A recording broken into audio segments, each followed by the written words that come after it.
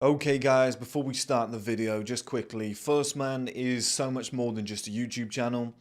We've got digital products, we've got physical products. The digital products include courses, books, ebooks, etc. And the physical products is everything from supplements to clothing to grooming products to the paperback physical copy of our book. So the two links will be below. Go and check them out, guys. And now back to the video you came here to watch. Guys, I hope you're well. Let's get 1STMAN in here. Today we're just going to be shooting the shit. Me and 1STMAN having a little chat, like an agony aunt, but for you boys. Let's get this music off. Bit of James Brown. Yeah, basically, if you want to do any super chats, we'll answer them all. This will be like just a little man's corner. We can just talk masculinity. There he is, the man himself.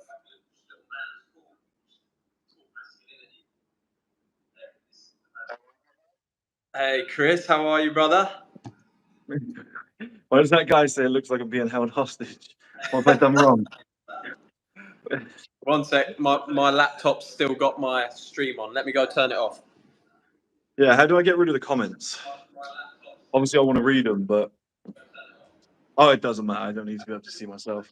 I want to see the snow, guys. You probably got the same shit. I'm doing all the patio up at the moment, so it's a bit of a mess, but what we do have, and I'll go out and show you, bear with me.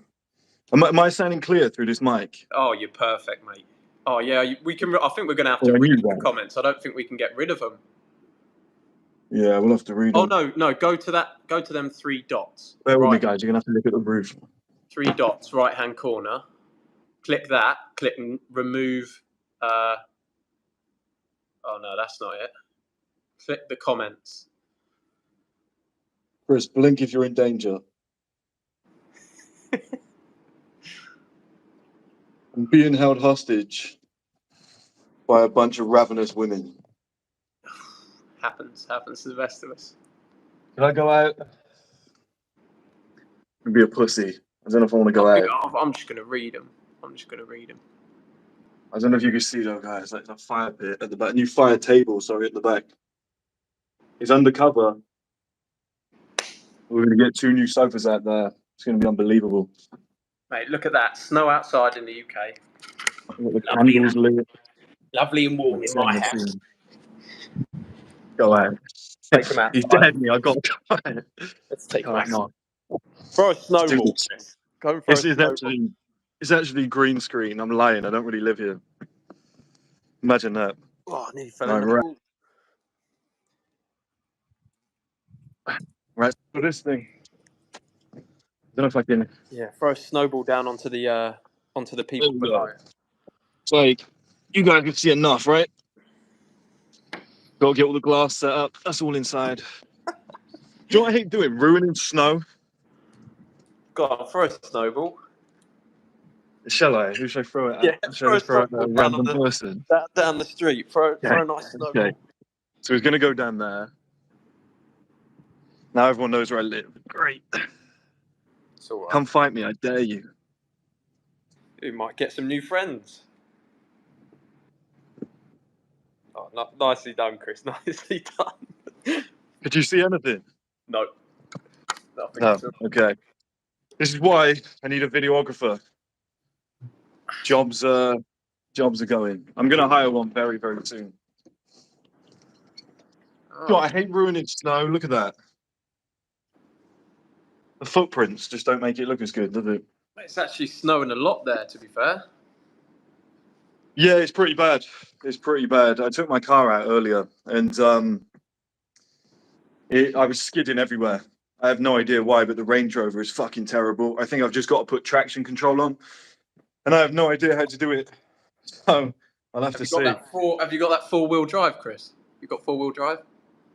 Yeah, I believe so, yeah. But I'll tell you what, the best car in the snow was my Peugeot 206. It was front-wheel drive, and it was lowered to the ground because I'm a bad boy. And, yeah, it used to skid round corners like Tokyo Drift. So that was amazing. But obviously we don't have that anymore because we like pussy. You've upgraded to the Bundamobile. Yeah. To the what? To the Bundamobile. Oh man. So, I love Chris, these little phrases, man. I love these little phrases when people are like, and now to the video we came here to watch. now It's like you into the create your own culture. now You into know the what I mean? video. It's cool. Chris, how were you with the ladies when you were just a young lad? Because I know you're getting a lot of ladies these days, but has it always been the case? Because a lot of guys, they message me and they say, I don't know whether to focus on women or should I focus on my business when I'm younger? What do you think? Yeah, well, the thing I'd say is like I was lucky genetically. So I did look okay. Like I had similar hair to you, like very flicky and dark. Um, I was always quite like relatively tall, so that helped a little bit. A decent sporting background as well. So, you know, that was obviously to my benefit. And I was one of the popular kids. So I always had options with women, but I wasn't getting laid. Do you know what I mean? I wasn't like some Lothario that was just like sleeping with women all the time. So, yeah, it took some time to like develop that. And I got into a stage as well. I know Hamza's spoken about this too, where like I got really like, it sounds hard to say, but I actually got really good looking. I did nothing towards it. It just like as you get a little bit older, like things came together. And but I was going out drinking, so I had false confidence. So I was going out drinking all the time, getting drunk 3, 4 times a week, and I was pulling a lot of women. I was getting a lot of numbers, but when I took them home, like you couldn't even get hard, couldn't even get a hard dick because you're so drunk trying to get that confidence. It didn't really help. So it was like, yeah, I somewhat got women in that sense, but it wasn't legit. So I gained experience, but I always felt unfulfilled. Do you know what I mean? Like it's not an active sex life. It's not one that you could be proud of. Then I had like a few, like probably my first girlfriend really taught me a lot of stuff. Like that really helps. And then I had like a massive kind of drop off, like a massive drop off where I just looked like shit. You guys have seen the photos. I was skinny. I just kind of gave up on life. And that's what I always talk about is the guys that tend to be very good looking or the guys that tend to have, you know, good genetics and whatever, they get lazy. They get really lazy and there's no point in trying in their mind because they're like, well, I can get women, so what's the point in going to the gym? I can get women, so what's the point in working on a business or something like that, you know? So that is what that is what I started to struggle with. And you guys saw that I properly fell off. So, you know, when people say 18, 19, my experience was more 23, 24, 25, 26, 27, probably 28, the ice broke. But yeah, probably from like 22 to 27, I found it really difficult. But here's the thing, that was the best moment of my life because what I decided to do was improve me as a person. You know, that's where all the success stuff came from. That's where the like looking into fashion came from. That's where the like studying of body language came from. That's where like I would meet a woman and I'd have a conversation with her. And then when I actually took her back, I was like, I earned that one. It wasn't just you're good looking, I want to go home with you. It was like I actually earned that. So, Mm. you know, that's the thing I'd say. And some guys stopped me last night and they were like, you're the guy from TikTok. I seriously need to get back on TikTok because I didn't realize how many million views I had. Like I need to get back into it. And we were like taking photos and stuff. And I was like, That's nobody even knows me from YouTube because what TikTok does is it localizes. So everybody in the UK, it's like 90% UK people have seen my content and a lot from the local area. Yeah. So I need to really tap back into that because that could be a bit of a weapon if I use it properly. But they were asking me like how, like we see you now and you look like a confident guy. You're walking around you're giving off some sort of aura. And I was like, it was very kind of you to say that. I was like, that wasn't always the case. Yeah, mate, you look massive. You look absolutely huge, I've man. gotten bigger, bro. I'm just climbed up to 82 kilos. Nice. And I was a little bit That's small big, man. when I last saw you. I was like 77, so I put on 5 kilos recently. That's huge. Yeah, your Yeah, chest looks enormous. been eating Um, of a lot of pancakes and a lot of meat. that's the way to do it. Um, yeah, so those guys last night, they were like, how do we get confident? How do we like grow? How do we get to where you are now? Because obviously if you didn't always have it, where are you going to be? And I was like, it's just points on the board.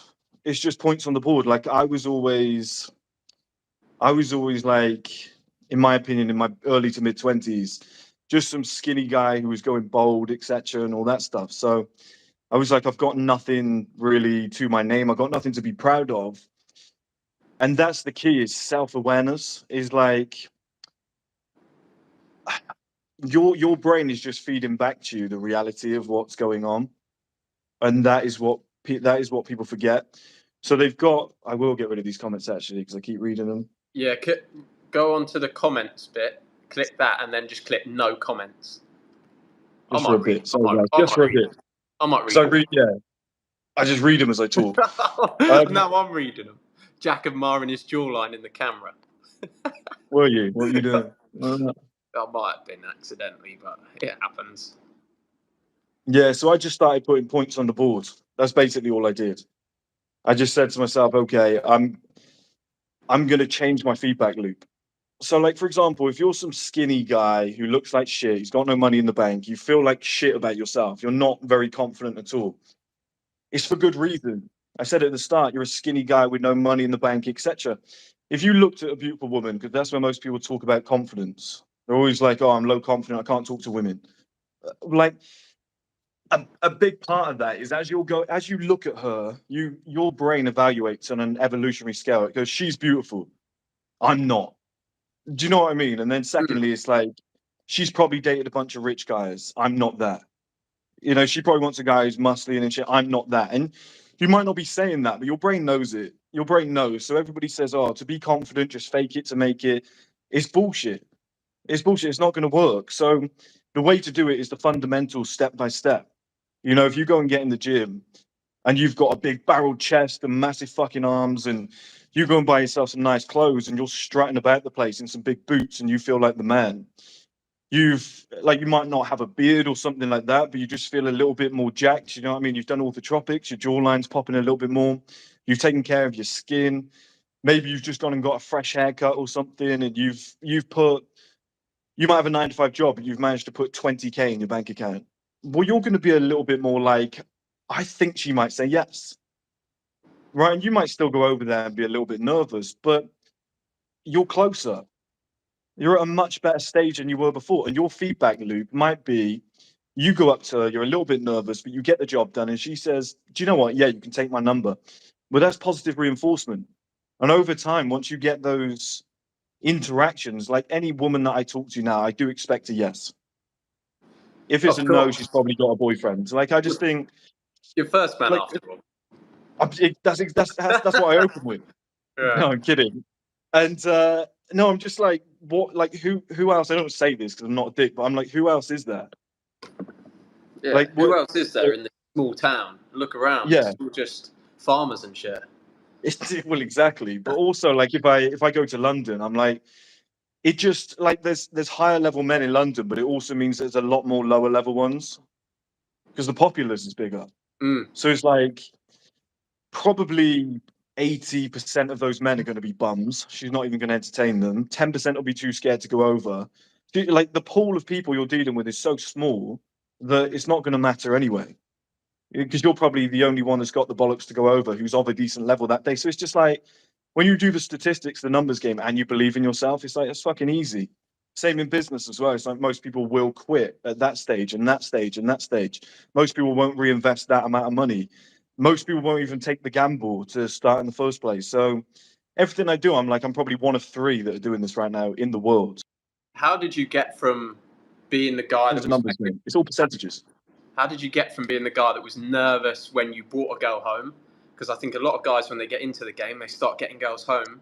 They're nervous. They get a bit of performance anxiety. They can't get it up. So any tips you've got for getting over that and performing well in the bedroom for making the girls come back? Because you've got them in, but now you've got to perform. And I think there's pressure on young men to perform these days. It gets in their head. They can't get it up. So how do we get around the head game's annoying. Like, mine got established from alcohol. I really fucked up with the alcohol thing, and it was like, I didn't believe that I could get a hard dick during sex because of it. And porn and masturbation, right? So if you quit porn, if you quit masturbation, you clean up your diet, you go to the gym, you boost your testosterone, you know, you do those standardized things, and then you stop drinking alcohol and you get a girl home. Yeah, you're up. Like, do you know what I mean? You're 50% of the way there, because You're Rocky Balboa. You feel that way. You feel that way. And it's like, having a girlfriend's not the worst idea, right? And this is terrible because you're almost getting into a relationship with the knowledge of knowing that it's not going to last. Well, I think that's most of them, really, isn't it? At a young age, not many people getting into But do relationships. you know what I at mean? 9. It's almost like a practice chick. Yeah, Like I got good at sex when I had girlfriends yeah, because you can try a load because of you're different doing it stuff. so often. She's more patient with you as well because she's like, "It's all right, babe. We'll like try again next time." Do you know what I mean? Like, or I invented the Finger Blast 3000 a couple girlfriends ago, and that's worked wonders ever since. what did you call it? The Finger Blast 3000. Which fingers do you use? Hang on. Do you use these two? Spidey-Man. Spidey-Man. Yeah, give it the old Spider-Man. Yeah. That's 2 in the poon, 1 in the goon. Okay. That's Spidey-Man fingers. The boys That's know Thailand antics. that is Thailand antics. Yeah, it's got to be used. What's the check-in hand? What hand do you use to check if they got a penis or not? Either. Just give it a quick whack. Whack. Just a little knee to the bollocks. Yeah, normally if you ask, they're upfront about it anyway. They say, "Yeah, I got big cock." That's where Muay Thai started, actually. Muay Thai started because people were kneeing each other in the balls to see if they were a man or a woman. That was how it was invented. Yeah. It's a true story. Yeah. When do you come in Thailand anyway? Probably February, March time. Probably March. Oh, that'd be good. Is that rainy season or something like that? Because No. Rainy season now. It's been raining for like a month, so March should be good. March should be proper hot. Me and my mate Jack. I don't think you've met Jack, but he's my best mate from home. He's out here now, and we're both thinking of fighting Muay Thai at the end of March. Having a fight in you should in the stadium. You should. I told you, you're legit as fuck. Thank you, Chris. You are like people watching this. Jack can fight, like fight. Very nice. Very good. That's very nice.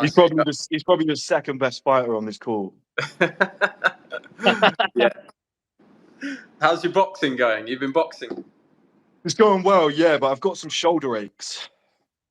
You know, when you're doing weights all the time, you get a little bit too heavy, and I'm up to 96 kg. It's hard to move. It's hard to move. Like I can still move, and it still looks good, but it's heavy. You know, when you're like rotating the hip and the knee, it's just like I can feel that weight. You know, if my coach throws in something new, like, okay, we're going to duck, weave, and then bang, come at me, I'm like, something new that I've got to think about. My muscles aren't trained to do that yet. I feel fucked. It's a tough one. It's always that thing that my boys talk about it all the time. You're either big or you're a fighter. It's tough to be both. Like, not many of them Mike Tysons and shit that can just be huge and so, like, good at fighting. It's tough to have both. And even then, what was he? He was like 5'10". So that's probably, you know, how he was able to squeeze into that kind of weight division. Absolutely. Whilst being a bit heavier. Peekaboo style. What? Love Tyson. I can't even do that. It's so impressive. Like, I always thought my movement was good, and like laterally, like back and forth is pretty good. Yeah. But my coach the other day was just like side to side with his head. I gave it a go, and I was like, my neck doesn't even move like that. Yeah, you've been lifting a long time. There was this just come into my mind. I don't know if you've ever told this story on YouTube or whether you want to, but I remember when we met each other, we stayed over that Airbnb, and you told me that story, your origin story about how 1STMAN came about. Have you told that before on YouTube? Give me a little line from it. The origin story, basically how you started doing a totally different business and the whole calamity in Canada and shit. Whole things. Oh, MSI College. Yeah, there's a few people that might remember MSI College. Yeah, it stood for Men's Self-Improvement College. Just because I thought that was a sick story, because most people would have quit. Parts in that story, most people would have quit, and you didn't quit, and you come back stronger. I just thought I quite like that story. If you'd never told I was close as well. I'll tell the story, and I'll tell you like the depression that came off the back of that. That'd be pretty good. So I obviously had the business in the early days. I set up a Wix website because I didn't know what I was doing. I already put ads on there from day one because I read that you should put ads on from day one and then people get used to it. I didn't even have an audience. Like, I was that clueless about it all, which shows you guys that everybody can start somewhere, which is always good. I don't want to spill this drink. Then I was out one night and I met this random guy. Okay, this random guy was talking to my friends, and I was just like, I'm an aggressive guy, so I'm quite suspicious of somebody new. So I was almost like, oh fuck this prick. Like, who is he? He's trying to get involved with us. They met up with him a few days later, and it turns out like he ran a website called I Like Girls Daily, a Twitter page which had 1.8 million followers. And there's a lot of people. I was on Mark Tilbury's podcast recently, and obviously, like, Mark's not going to know what it is, but the three guys there, one of them was like, "Yeah, I used to look at that." It's like 1 in 3. It was that big, like 1.8 million Twitter followers back when celebrities didn't even have big accounts. It was huge, and I remember he used to get calls off like Anna Cherie and all the beautiful women. She's basically like what Summer Rae is today, and all that shit. He used to get calls off them all the time when we were sat there. So at 22 years old, me and my best friend, we were gassed. Do you know what I mean? We're thinking this is the greatest guy that's ever existed. So he just said to us one day, he was like, "Let's go to," like they said, "Oh, come round his house. He's a legit guy. He's decent. Like, come round." I was like, "All right, fuck it." And he took us to. He was like, "Do you want to go to Paris?" And I'm sus. I'm like, okay, this guy's probably gay, right? Nothing wrong with that. But if he's gay and I'm not, I'm like, this is, do you know what I mean? I don't really fancy going on a trip with this guy. I don't know what his angle is. Turns out it was just a mental. Well, no, actually, turns out in hindsight, one of my friends told me the other day that he's actually bi. He's come out as bi now. And I was like, well, that makes a lot of sense. It makes a lot of sense because I predicted it at the time. But he's a decent guy. So that's neither here or there. But he said, "Oh, let's go to Paris." He's a big Kanye fan. Kanye was performing at the Louis Vuitton studio. Yeah. There were probably 200 people maximum in there, maybe less. They said 300. It definitely wasn't 300. I would say 150 to 200.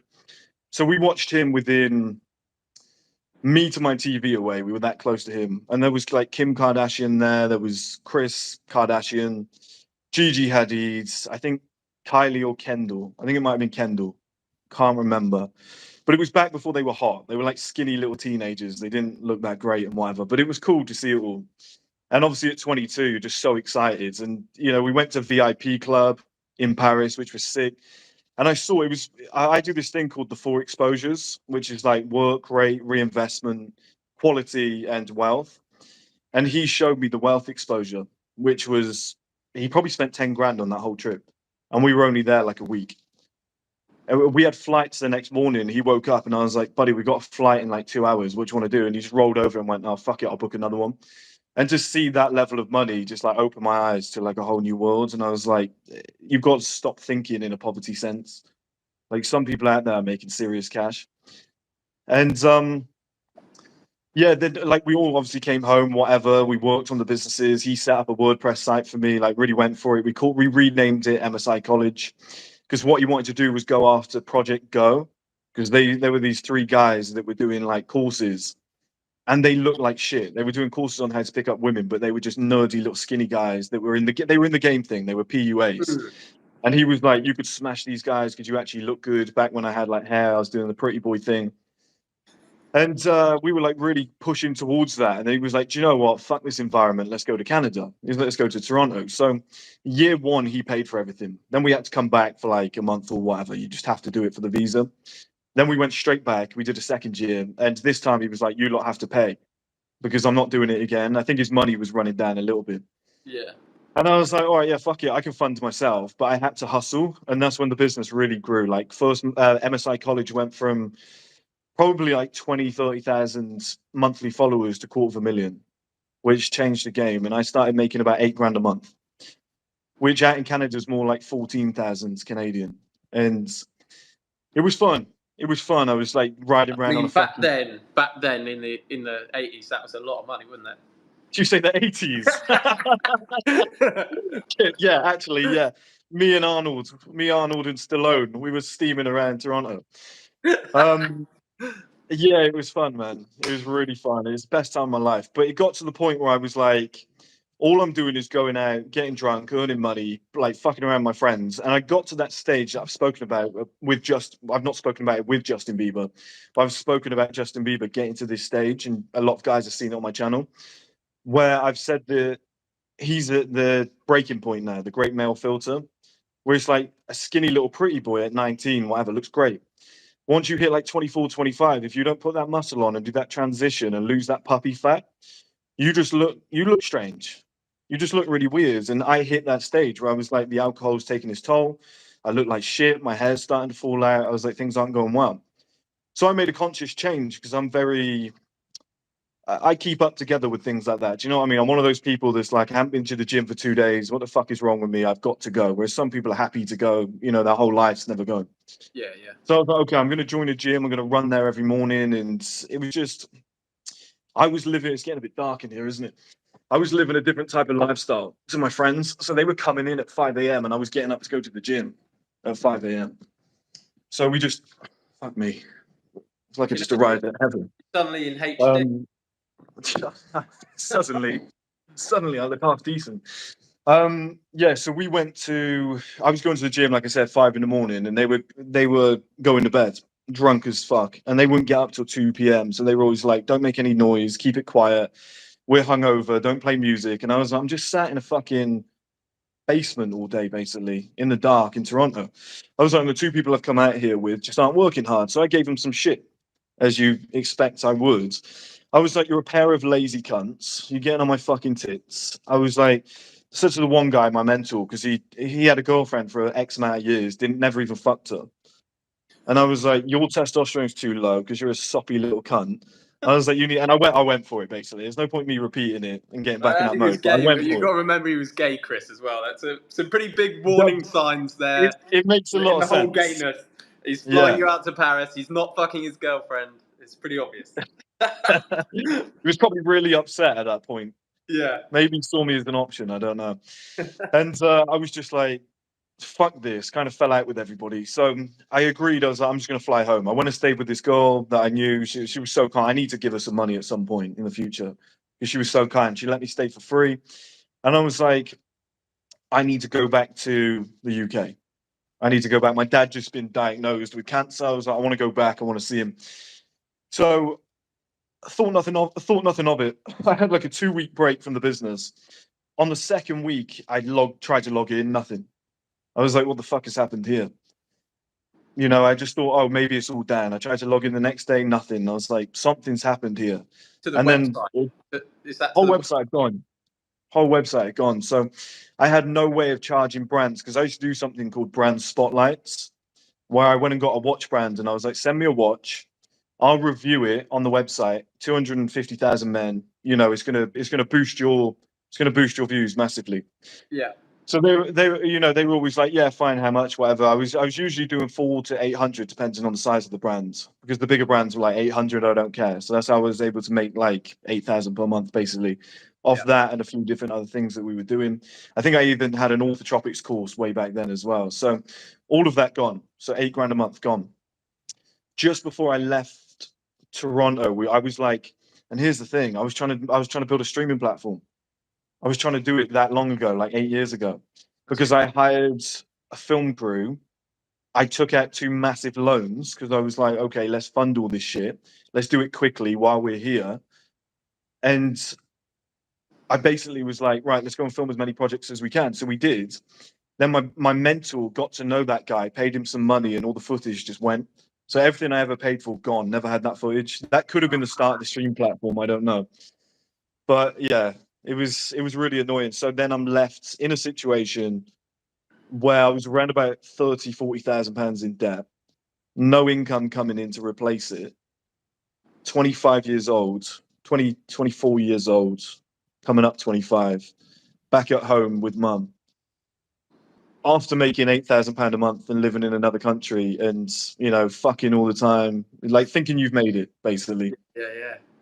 So, you know, fell into a little bit of depression. And then I was like, okay, I need to do something. I need to change. I need to. How'd you come back from that? I just went crazy with fitness. I went absolutely crazy. And yeah, I still had crippling depression because it was like, I'm going to be a loser forever. But I played football on a Saturday and I went to the gym. I made sure every morning I went to the gym. And every Saturday morning I went to the gym and then I went for a walk. And I had to do all of that before 9 a.m. and then get home. Because it was like a great start to the weekend. That's how I did it. And they were like, I sound really strange. A lot of guys out there would be like, how does that help? But they were almost like my staples. Do you know what I mean? That was what I always had to do. And it gave me purpose even when I didn't have any. And I thought, okay, I've got to rebuild this business. But like your mum's not going to let you sit at home. Do you know what I mean? And just scrounge. So I was like, right, fuck Yeah. it.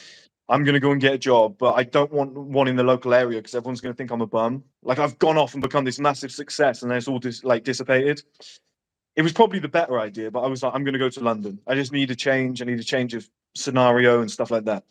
So I applied for all these jobs, but obviously, where you've been running businesses and only working in factories and doing manual labor all your life, you've got no experience. Mm. So I only got one offer, and I just went in. And I always think once I get the interview, I've got it because I've got this ability to talk for like 7 days. So I was like, this will be easy. And they said to me, the only guy who came in a suit as well. I was like, what the fuck? Like to a finance office, the It only was guy in a it was suit. the job I was was like, the that's a job very was a low cleaner. barrier to entry. Do you know what I mean? I was like, the barrier to entry must have been like on the floor. You And pulled the Step yeah, Brothers on them. You did the Step yeah, Brothers. turned up in a tuxedo Yeah. for a janitor's job. Yeah. And it was a sales job. And I was like, well, I can talk for days. I'm going to make my money back quick. That was the logic. Mm.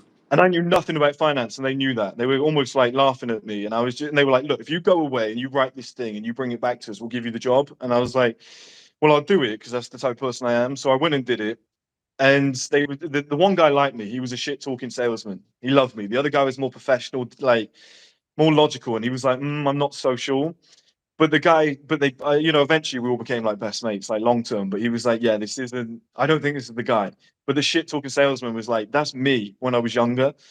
So he basically just said, look, you can start next week. So I drove all the way back to where I grew up, went and got another suit, and then came back down on the Monday because that was the Friday. They wanted me in the next day just to sign a contract or something. So it's Thursday, Friday.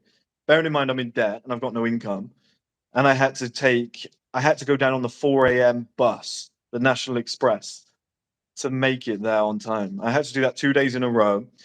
Got down there, signed the contract, and then had 2 days over the weekend. And then on the Monday, I was back down in London property hunting, and all the properties were shit except one. And there was just this one property where I was like, "There's no way this is as cheap as it is." I was like, "I have to have this place." So I just did everything I could. I just asked family, friends. I was like, "Can you just lend whatever, and I'll pay you back?" And I basically just threw everything at it and just said, "Fuck it, I'll get a job, I'll get some stability, I'll pay these debts off, and then once I've got spare money, I'll go for it again with the business." And obviously, you start making money. It's tough at the start. I won't take you through that boredom, but it's tough at the start. But then a few years later, you get a better job and a better job, and eventually, I ended up in a job that started at 40K, ended at 60K by the time I left. So you're making 60K per year, and I put a large chunk of that into crypto. And you guys know that I was well into like Engine Coin, I was into Mana Coin, I was into Sandbox, and I was massively into Solana. As you guys know, I promoted the fuck out of that. And I wouldn't say I got lucky because I really focused. I really researched the fuck out of that daily, like 3-4 hours a day. I made sure that I would study crypto like crazy, and I could just see an opportunity. And then that small amount of money that I put in ended up being just shy of 6 figures. And I was like, well, I'm back in the game. I'm back in the game. And I took a large Nice. chunk of that, and I was like, I know what I want to do. I want to create some supplements. I want to, and basically that's how we got to where we are today. Nice. So Yeah, that's just awesome. for guys out there that are like, life's tough, it's all right for you. It's like, it wasn't. It was, I wanted to commit suicide at least 3 times on this journey. I got close. I'm not even close to that now. I wouldn't even consider it. Do you know what I mean? I would advise nobody to do it. But there were times where I was like, what is the fucking point? Like looking back, you go, oh, I see the point. I'm the man I am today because of that. Mm. But looking forward, you're like, when the fuck is this going to end? You're like, you're pussyless. You're penniless. You're purposeless. I don't know if I got any more P's lined up. You're penisless. No, you got that one. At You've least you got a lost your penis. penis. Yeah, I lost my penis and grew it back. Like Groot. But yeah, like you've got nothing going for you. And that's why I always say to young men, like, it's meant to be that way I in the like early that. days. So many people I've met, like working sales jobs. Actually, there's always these old geezers in the sales rooms that have these stories, and they'll tell you about this time where they made like 20, 30K a month, and they had this business, and it was rocking, and something happened, and it wasn't their Yeah. fault, and bad luck hit them, and that's why they're still working this sales job at 60. I like Yeah. that you had that same story that you could have laid back on, said, "Yeah, I had it all, I did it all, but somebody else fucked me over. It's not my fault." And then you could have just bailed out. You could have just quit. If you didn't quit, you just went for it again. There's a lot of respect. a lot of respect I have for that. I appreciate that, buddy. And you're right. You hear this shit all the time. And I used to say on the channel, the saddest thing in the world is seeing a guy who's at an age where he should be at the top of society, but he's the T-boy. And that's where it comes from. It comes from taking a punch on the chin and going, "Oh, I don't like that. I'm running away." We all know guys like that. We all know guys like that. Like, I can talk about that shit because I've been whacked hard and I've moved forward. I've shaken it off and gone, fuck it. In life, in fights, whatever it might be. Like, somebody's clocked me in the chin and I've been like, oh, Jesus. Like, you can barely breathe. They've hit you on the nose and you're like, fuck me. That hurt like fuck. This guy's a beast. I want to run, but you go, no, I'm gonna knuckle down. And you find like 2 minutes in, his cardio blows and you take him out. And it's like, that's a story of life. You stay in the trenches long enough, you'll win. Look at the world wars, man. I agree, mate. I think if you wait for your chance, I think a lot of those things. If looking back on it now, do you think you learnt so many lessons from that period? Well, here's the thing. I used to ask when I was super depressed. I was like, "Why me? Why am I going through all of this shit?" I was like, "Nobody else has gone through." I remember saying to somebody at one point, I was like, "Everything I could have gone through, I've been through. Like everything a human could go through, I've fucking been through. Like lost a best friend at 18, gone through some real fucking strange breakups. I had telogen effluvium, which made my hair fall out. Who gets that? Who has telogen effluvium? Nobody even knows what it means, right? And I just had weird shit when I was a kid. I had weird illnesses that nobody else had, and then your business gets deleted. You travel to weird parts of the world. It's like just strange shit happened to me. My dad dies earlier than a lot of other people's, and I'm just like, why me? Why am I going through all this shit? But then you go, well, look what you've done with it. You've created a channel where you then help men. It's almost like, I don't believe in fate because it almost means you've got no control over your life, but it's fucking, maybe it was a correlation of the events that happened led me to where I am. Hugely plausible, probably more likely, but it is like, you were, you don't want to say you were fucking chosen, do you? Like, what an egotistical fucking line that is. But like, I think you you chose were yourself. strong enough to get to that position. You chose and then yourself, keep to be honest. I think we've each got like an alternate reality. There's an alternate me, alternate Chris that's just some fat loser that just never got over those things that happened to him. There's an I alternate. reckon I'm the toughest Chris. I'll Alternate. just put that out there. Yeah, there's an alternate for everyone, I think. But we just got the good ones. I think that's important for people to know. Like, if you've had the bad hand so far, it doesn't end there. Like, you can make it what you want to make it. You just look. The Tate brothers copy me all the time, and then they don't quote me. But I'm going to quote them now. Okay. Yeah. Somebody sent me something earlier. Again, I was like, no, I'm bored of seeing it now. I'm bored of it. But they said something like, "Oh, life's too hard. I want to quit." I really like Tristan. I think Tristan's legit. I think he always has been. I think Andrew's manufactured, which is fine. Create your hypermasculine character. I've said that before. But Tristan Tate is legit to the core. Like, he's always, if he was broke, he'd still get women. Like, if he was, do you know what I mean? He's that type of guy. Like, if he was 5'7", he'd still win fights. Like, that's the type of guy he is. I get that vibe from him. And he said something along the lines of, what did he say? Oh yeah, this guy was like, I want to quit. And stuff's too tough. I want to quit. And he was like, well, yeah, it's really hard, whatever. But what's the alternative? It's like, what is the alternative? You either go forward or you go nowhere.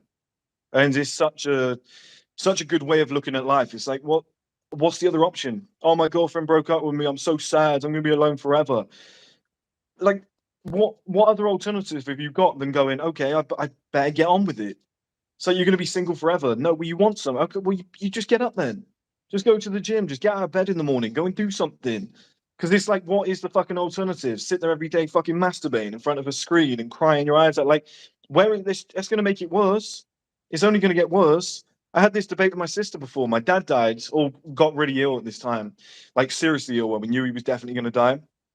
And she went out and got drunk and whatever, like, came out of... I shouldn't go into deep detail because it's my sister, but she went out and got drunk. And I rang her and I was like, why are you being such a stupid bitch? I was like, think about it. She was like, yeah, but dad's died and dad's really ill and whatever. And I was like, okay, two scenarios. Dad's really ill and you're going to fuck your life up and lose your job because you're getting pissed. I was like, or dad's really ill, but you've got a successful career. I was like, it's the same fucking scenario, but you've made it better for yourself. So it's like, oh, my girlfriend's left me. I'm going to turn to drugs. Why add to it? And humans have this default mode where it's like when things go wrong, they want them to go really wrong. And when things go well, we want them to go really well, which is called greed. But I don't know what the alternative is. I don't know what the opposite of greed is. It needs its own word. I just call it destructiveness. But when things go bad, people are like, I want it to go really bad. Fuck it. Like for example, I don't know, maybe it's just me because I'm a little bit of a psychopath, but like you might drop something in the house and it smashes and something else drops and you're like, do you know what? Fuck it, everything can go. Yeah, And you just throw everything. You're like, fuck it. everything else. You just smash everything up, I've right? never And done it's that. I've never done that. okay. It's just me then. Just And you, I've just man. admitted it to 407 people. Great. But I know that about myself, so that's good. No, but I'm that type. I've got that personality. That's why I understand it. It's like if something goes bad, I used to be like, well, fuck it, everything can go bad. If I'm going to lose that and that, I might as well go and get arrested tonight as well. I used to have that. It's a testosterone thing. Whereas I learned to How use did it you in a get over constructive. the self-destruction? Because a lot of guys have that self-destruction where they just can't get past a barrier, where they get to a certain point of success and they're like, fuck this, let's go spend it, let's go out. They can't stay on that grind. How do you do that now? For me, it was the acknowledgement of the other side of male life, knowing that there's a better life out there that can be lived. So, and I used to sit there often. I used to do. I don't do this anymore. Sadly, I don't know why. Well, probably because I'm living it. But I used to do a lot of visualization, law of attraction stuff, and I, I would just kind of put a song on that was almost like some hip hop that would just like gas you up. Do you know what I mean? Makes you think that you've got cars, women, everything, and whatever. And I would just like close my eyes and just picture scenarios, and I'd be like, "That's going to be me. I'm going to be in that scenario. I'm going to be." And the way a lot of people talk about law of attraction and visualization is they go, if you can see it and believe it, you can achieve it. It's like that's bollocks in the sense of I'm going to put 1 billion in my account. Oh, there it is. It's just arrived, right? But what it does do is if you keep picturing it, well, you're going to stay motivated because you know it's out there. Like that's all it is. That's all it is. And then people go, I was always picturing a Ferrari, and then I got a Ferrari. That's law of attraction. It's like, no, you wanted one. You went and bought one. You clown, right? So people look at it the wrong way. But I've often said this on the channel. I've always wanted to make an individual video on it, and I never did. Never be afraid of what motivates you. Men get so much shit for this. Oh, you want women? That's shallow. I always got told that. Oh, why are you trying to become successful? My old mentor used to say this to me. Why are you trying to become successful for women, cars, and money? And I was like, well, yeah, but if it gets me there, you know when people say success won't make you happy, money won't make you happy, let me find out. I'll get there based on what I think is the fucking answer. I'll get there based on what motivates me. If my dick leads me to 100 million a year, then my dick leads me to 100 million a year. Fantastic. You know, the pursuit of top shelf pussy got me to the top of society. You get there, you get all these women, and then you go, do you know what? They were right. That's not the answer. But I've got 100 million in the bank. So great. That's better than being, do you know what I mean? Never getting there. So it's just like, never be worried about what motivates you. And that's what I used to do. Look at the other side of male life. And I grew over time. And, I always had visions of like Paris because obviously we went there.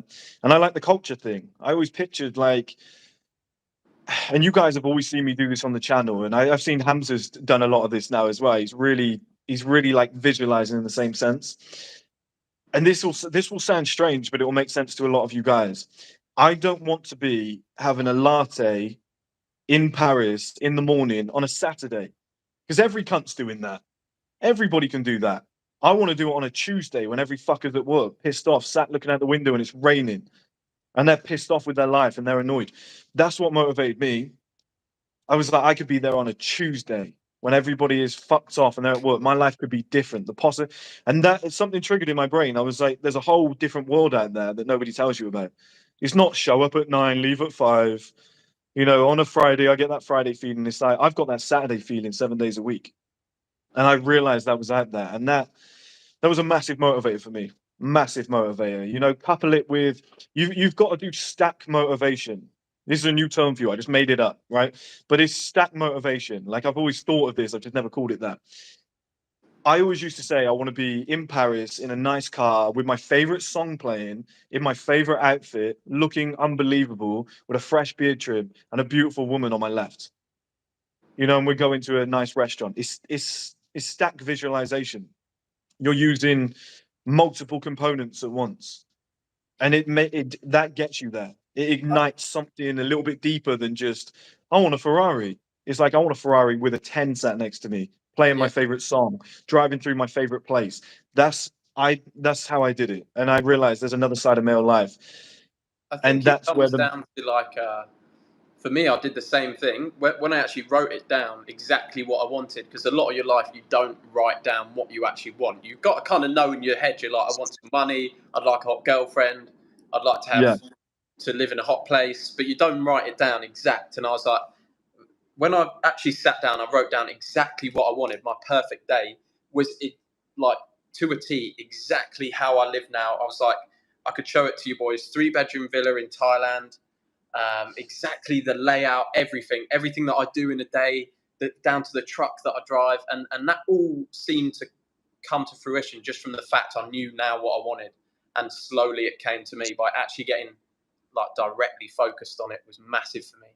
That seemed to actually work after a while, but now I've achieved it, so I need to do a new one. Like, Yeah, this is the problem I'm faced with yeah, at the moment. Is you have to find the next thing. You have to find what motivates you beyond that.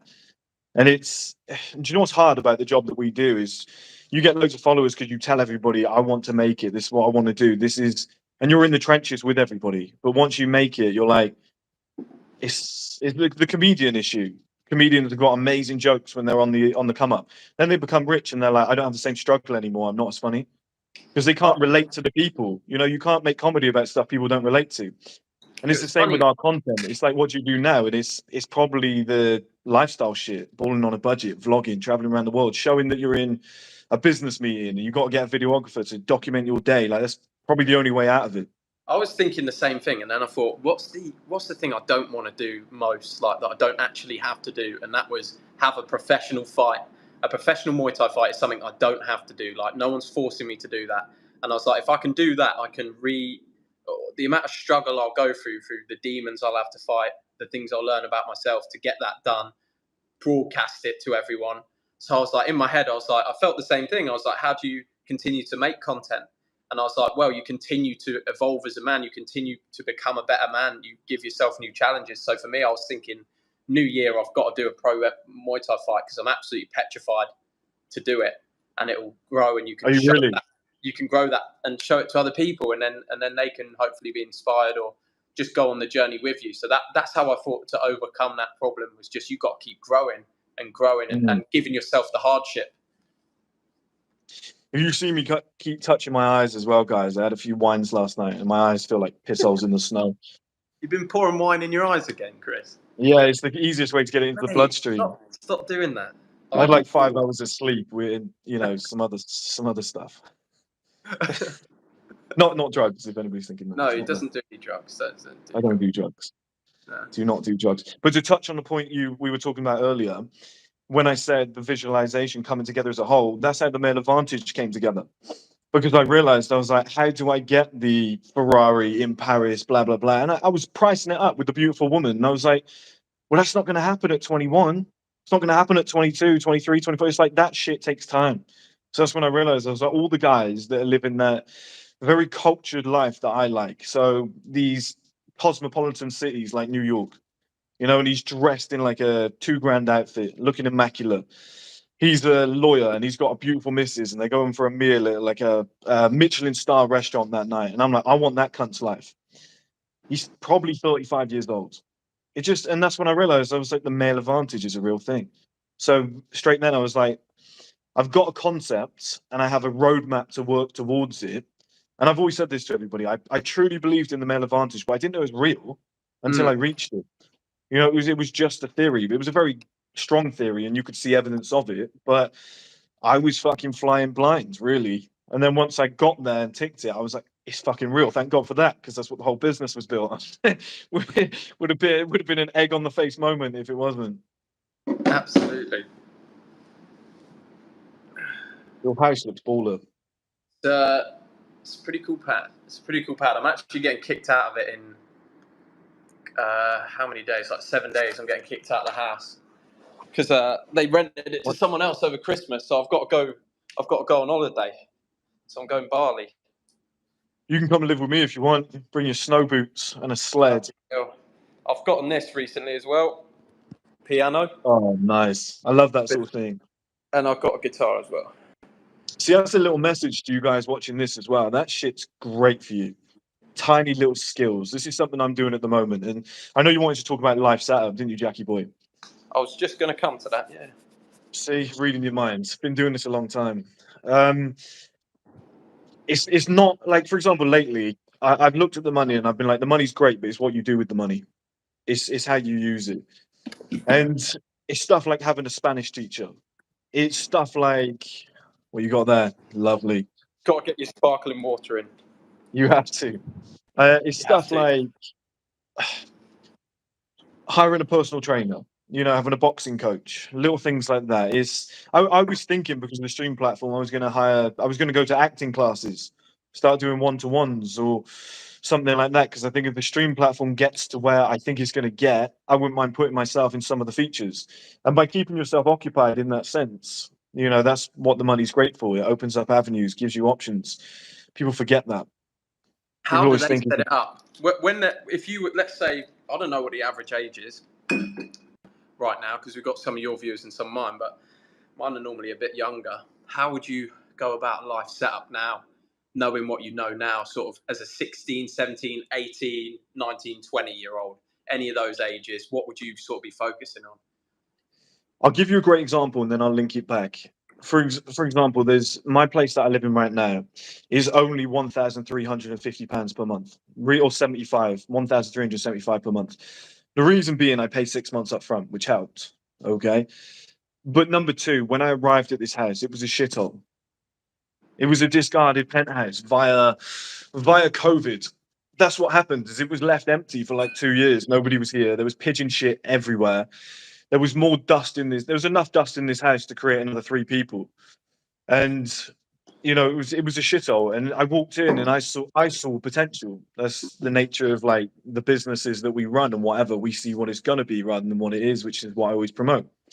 But everybody who viewed it were like, oh, I don't know, it's a bit pricey for what it is. It's gonna need a lot of work. I saw what it could be, and I'll tell you in what way. You could walk into a house that's double what I'm paying, and it could be 4 bedrooms, and somebody's making a meal of it. But this one's 4 bedrooms. This one's unbelievable. You can only sleep in 1 bedroom, you fucking idiot.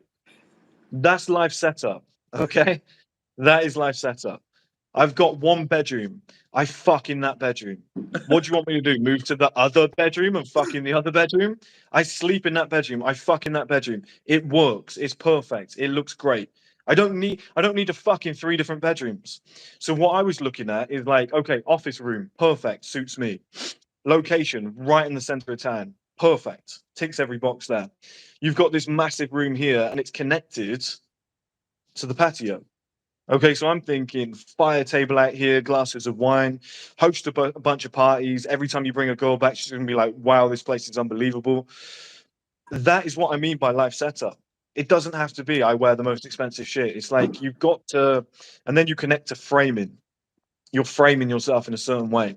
So if I was worth like 100 million and I went and bought a house in the country, big manor house with 18 bedrooms, it's old, it's cold, it's boring, there's fuck all to do, and it's in the middle of nowhere near nobody. You bring a girl back, if you ever get the fucking opportunity, because it's a million miles away. You bring a girl back and she's like, yeah, it's kind of big and whatever, you got money, but it's not very homely. You know, it's not a type of place you can host a party unless everybody travels miles. Like, it's just, that's difficult. But it's like a place like this, right in the center of town. Everybody knows I live here. Word gets around if you do a good job with women, which is always great. You know, people start talking. Then you've got like this spot here where like, obviously it's just like I've built this. I'll show you. I've built this in a party sense. I don't know if you can see. Can you see it's like a booth? Yeah. Yeah. So have you had many parties there? Have you had many parties? I used to, but since I bought all the expensive furniture, I'm reluctant, because I'm like, what I don't want is people to smash everything up and fuck it up. But I've built a booth, so then it's 1, 2, 3, 4, 5, 6, 7. Like 7 people could sit around here. You could set up a poker table. You can have a bunch of drinks. You know, people would want to come. There's another seat there. I could double that up. You've got the TV in the center of the room, like everybody can sit around and we can have, you know, you can have experience. That's what it is, experiences. And then it doubles up because it's like you've got the big windows there, you've got the big window there, the big window there. There's a lot of light coming in. It always almost feels like one whole space, if that makes sense. So in the summer, you open those doors up and it's an indoor-outdoor event. And then you've got the fire table and you've got there'll probably be 2 sun lounges. You could plausibly have 20, 25 people here. And then word gets around, people start talking, oh, this guy's got an amazing house. When I first moved here, it was, oh, you the guy with the nice pads. That's what people used to say. I remember that clearly because I had a first party when I got here and it was you the guy with the nice pads. Now, I'm sure there's people who were renting places the same price as mine, but they didn't do with it what I did with it. And that's the key. That's the key. It's experiences. It's why you build it. It's why you put it together. Why there's so many fucking billionaires that go and buy lingerie or fashion brands because they want to fuck all the women. They want to fuck all the models. You know why? Because they go, oh, I've just organized a Victoria's Secret party. But then they get to talk to all the women who are there and all their friends and whatever. So they get access. Look, they might not fuck them, but the hardest part is the access. You got access to a network of people, of wealthy people that you can invite. You've got access to all the beautiful women. Like for example, we're friends, right? There was nothing in it like that. But Alicia, she's got like 400,000 Instagram followers. Do you think if I DM'd her and was like, "Hey babe, do you want to meet?" She'd even reply, "Hey, do you want to come on my podcast?" "Yeah, I'll come on." That's live setup. We're doing a Respecting Women podcast. That's live setup. I'm now. Chris is a smart man. That's my dad's face. My dad The used to do that. Respecting Women podcast. It wasn't for that exact reason, but I would be. He's glitched. He's glitched out. I don't know whether it's my internet or his. You're back. There we go. Am I back? Yeah. You're back now. You're back. Yeah. That wasn't the main motivating factor. It wasn't at all. Right. There were multiple. Making sure that was a good podcast for women. Yes. Right. Because I thought it was needed, but it was definitely a motivating factor in the sense of if other women then see that I'm with Alicia and they ask her, okay, he's invited me on. What was he like? He was great. He never tried it on with me once. Right. That sort of thing. That then leads to those women being like, I like this guy. I can trust him. He's a good person. How many times do you have to do that in a row before women go, why is this fucking ugly, bold, big-eared motherfucker always with the most beautiful women? Why? There must be something about him. That's life setup. That's what people don't understand. They want to be handsome George in the corner or handsome Fabio flicking their hair around, waiting for women to come to them. You can set life up in a way where women have got to come to you, or they get curious about you. Yeah. Why is this fucking bold guy always with these superstar women?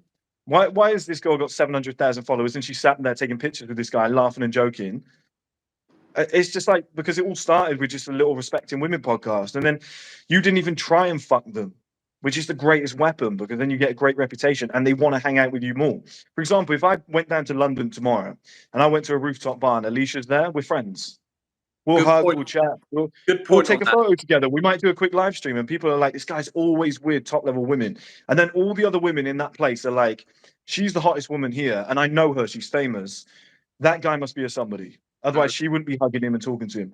Do you know what I mean? That's not the reason for doing it. But it fucking works. Came into my mind when you said you're just friends with her. When a lot of people have been asking me, how do I get out of the friend zone? And I've never been caught in the friend zone, not once in my life. Girls that have wanted to be friends, they always end up coming onto you at a certain point along through the friendship. Yeah. The way that you do it is guys get caught in the friend zone because they become friends, but they put out like a boyfriend. They put out not like you would to a friend. They put out like they'll take them out, they'll look after them, they'll treat them like a girlfriend, but they're not getting any sex. Right. If a girl wants to be your friend, treat her exactly like a friend. Do not flirt with her. Don't touch her. Don't hug her. Give her nothing. Give her absolutely nothing, and it will start to play on her mind. Every time I've had a friend that was a girl, at some point down the line, because I've totally treated her like a friend, she flips the role. She's like, this can't be possible. How can this guy just want to be my friend? And then she tests to see if she's got it. She'll try to fuck you, and it gets to a point where she's like, she'll jump on you. I've been jumped on before. I remember at uni, because you don't fuck your flatmates, do you? At uni. I never went to uni, but that's one of the rules. That's one of the unwritten rules is don't fuck your flatmates. So I was like, had it in my head. Fuck that. I'm not doing anything. I'm fucking everybody. I wasn't like that. I was like, I'm going to play the smart game. I'm not gonna shit where I eat. So I'm going to keep this cool. And then lo and behold, because I kept it so cool and I was banging other chicks, one of my flatmates come on to me. So it works. You just got to keep They always it. say that, don't That's how they? you They don't always get say stuck. that. It's like, I'll give you another example of live setup, guys, and framing, okay? And I don't do this on purpose, but Candles why would you candles? Nice smelling candles. But in why your would you bedroom. not do? Hey, I'll get to that in a second. That is live setup. I'll get to that in a second, right? But let's say you've got a beautiful woman that you're dating, okay? Pete Davidson is the king of this. He got Ariana Grande somehow, right? Doesn't matter. All you have to get is one. Once he had that one, every other girl in the world is like, he's validated. He must have something. And I don't know how he got her to do it, but she came out and said he had a massive, thick penis. And that was it. It's just like he was in. All the other girls were just like, that Pete Davidson's high level. He was pre-confirmed. So if you manage to get one beautiful woman, parade her around town. I say that to the girl. I'm like, I want to show you off to everybody. They're like, oh, I love that. I love that mentality. Because I'm this beautiful little princess. Go and show me off to the world. I'm like, yeah, let me take you out and spoil you, babe. All the other women that you go, like, if you go into a cafe regularly, you take a beautiful woman in that you're dating, all the girls that are working there are like, that fucker comes in with beautiful women all the time. Who is he? Why? Do you see what I mean? You take her to the gym with you, and all the girls in the gym are like, she's hotter than me. That guy must be high value. That's all you need to do. And it's just like there's little live setup things. Do you know what I mean? Like the girl that I'm dating at the moment. Here, get a hot sister. If you've got a hot sister, just walk around with her, pretend she's not your sister, and then boom, See, girls are gonna come but up to you. this is what I think Dan Bilzerian did. I don't think he'll ever admit it, but I think this is what he did. And truth be told, it's the smartest strategy. I don't know why you wouldn't. I think he hired the first few. I think he paid. People say, does he pay these girls? He probably paid the first 10. Like, why would you not, right? And then he was parading those women around, taking photos, and all the other girls went, "Who's this motherfucker?" And that's it. All you need is just the first little crop. And think about it, Chris. If you've got that life and you're buying the bottles at the club and you've got the nice house, you're taking girls places, you don't have to pay them directly because they're getting their value just by hanging out with you, aren't they? Mm-hmm. Like, Exactly. And is it like live setup? I'll go to the bedroom stuff in a minute, but like live setup, it bridges into all areas of life. Like you've got a business, you're probably going to connect with other high level people. If you've got your own business that forces you to travel, you're probably going to have a cooler life and you're going to be able to do better stuff than the average person. If you've got a videographer, photographer, whatever that documents your life, you're probably going to look cool as fuck to the world and people will want to do business with you. Women will want to fuck you, but like, let's stay away from women because it's about more than that. But it's like my place. It's in the center of town. It's easy for me. I don't have to use my car often. It's just easy. Do you know what I mean? I can easy travel easier. Like, if for example, if you have to commute 2 hours to work, you're a dipshit. Unless it's necessary. If it's necessary, fair enough. But if you have to commute 2 hours to work, you're a bit of a dipshit. You should probably get a different job that's closer because then you can get home quicker and work on something else. Like that is all life setup. I fucking hate it when people go, "Oh, my life's so difficult." It's like you can change it. You know when people are like, "Oh, it's all right for you. I work for the NHS. I do long hours." It's like you chose to do it. You chose to do it. Oh, it's all right for you. I'm in the army. I'm getting shot at. You signed a form, dipshit. I respect you, but you signed a form. Do you know what I mean? It's like, oh, it's okay for you, Chris. You're at home all day. I built this life. I chose this life. I have many opportunities for brands to do business with me. And I was like, I'm not going to do this because then it's going to become a job. And I'm at your mercy. You know, people who are like, you have to do this, but you have to like we'll give you X amount of money, but it means you have to do one video every Friday. And that would have meant that I would have woken up every Friday and been like, oh, I've got to do that video. It's something I didn't want to do. You know, like I've always said, don't start a marketing or advertising firm because then you'll have clients, and those clients will be ringing you on a Saturday. Our ad didn't do too well. What are you going to do about it? It's no longer your business; it's theirs. They're your boss. but you've got to Everything you can delegate. do, You've got to delegate that stuff, haven't you? And that's when I saw Hamza's. that's the I've only got sort of option. Yeah. I got the inside scope on sort of how Hamza and Sam run run the YouTube business, and the amount of delegation, the jobs that they've given away, so that they're sort of pulled out the business is incredible, man. I've been trying to do a bit of it myself. A book, The E Myth. I've got a mentor at the I've moment never who seen it. recommended this book, The E-Myth Revisited, about basically don't be the entrepreneur that gets like stuck in your business and ends up hating that shit, because you have to do what you said, like work every hour of the day. Like, we've got to try and give these tasks away, delegate those tasks.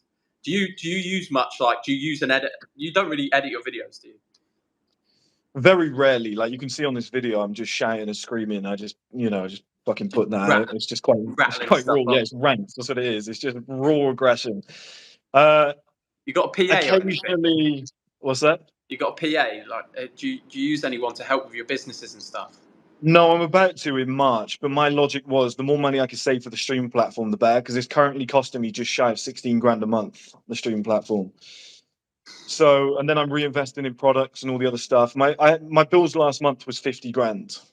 With because I've got the fulfillment company, haven't I, who package everything, and you've got the shipping bills, you've got the labor cost of them packaging everything, shipping it out, because we're seeing thousands of packages go out the door per month. I wouldn't be able to do it myself.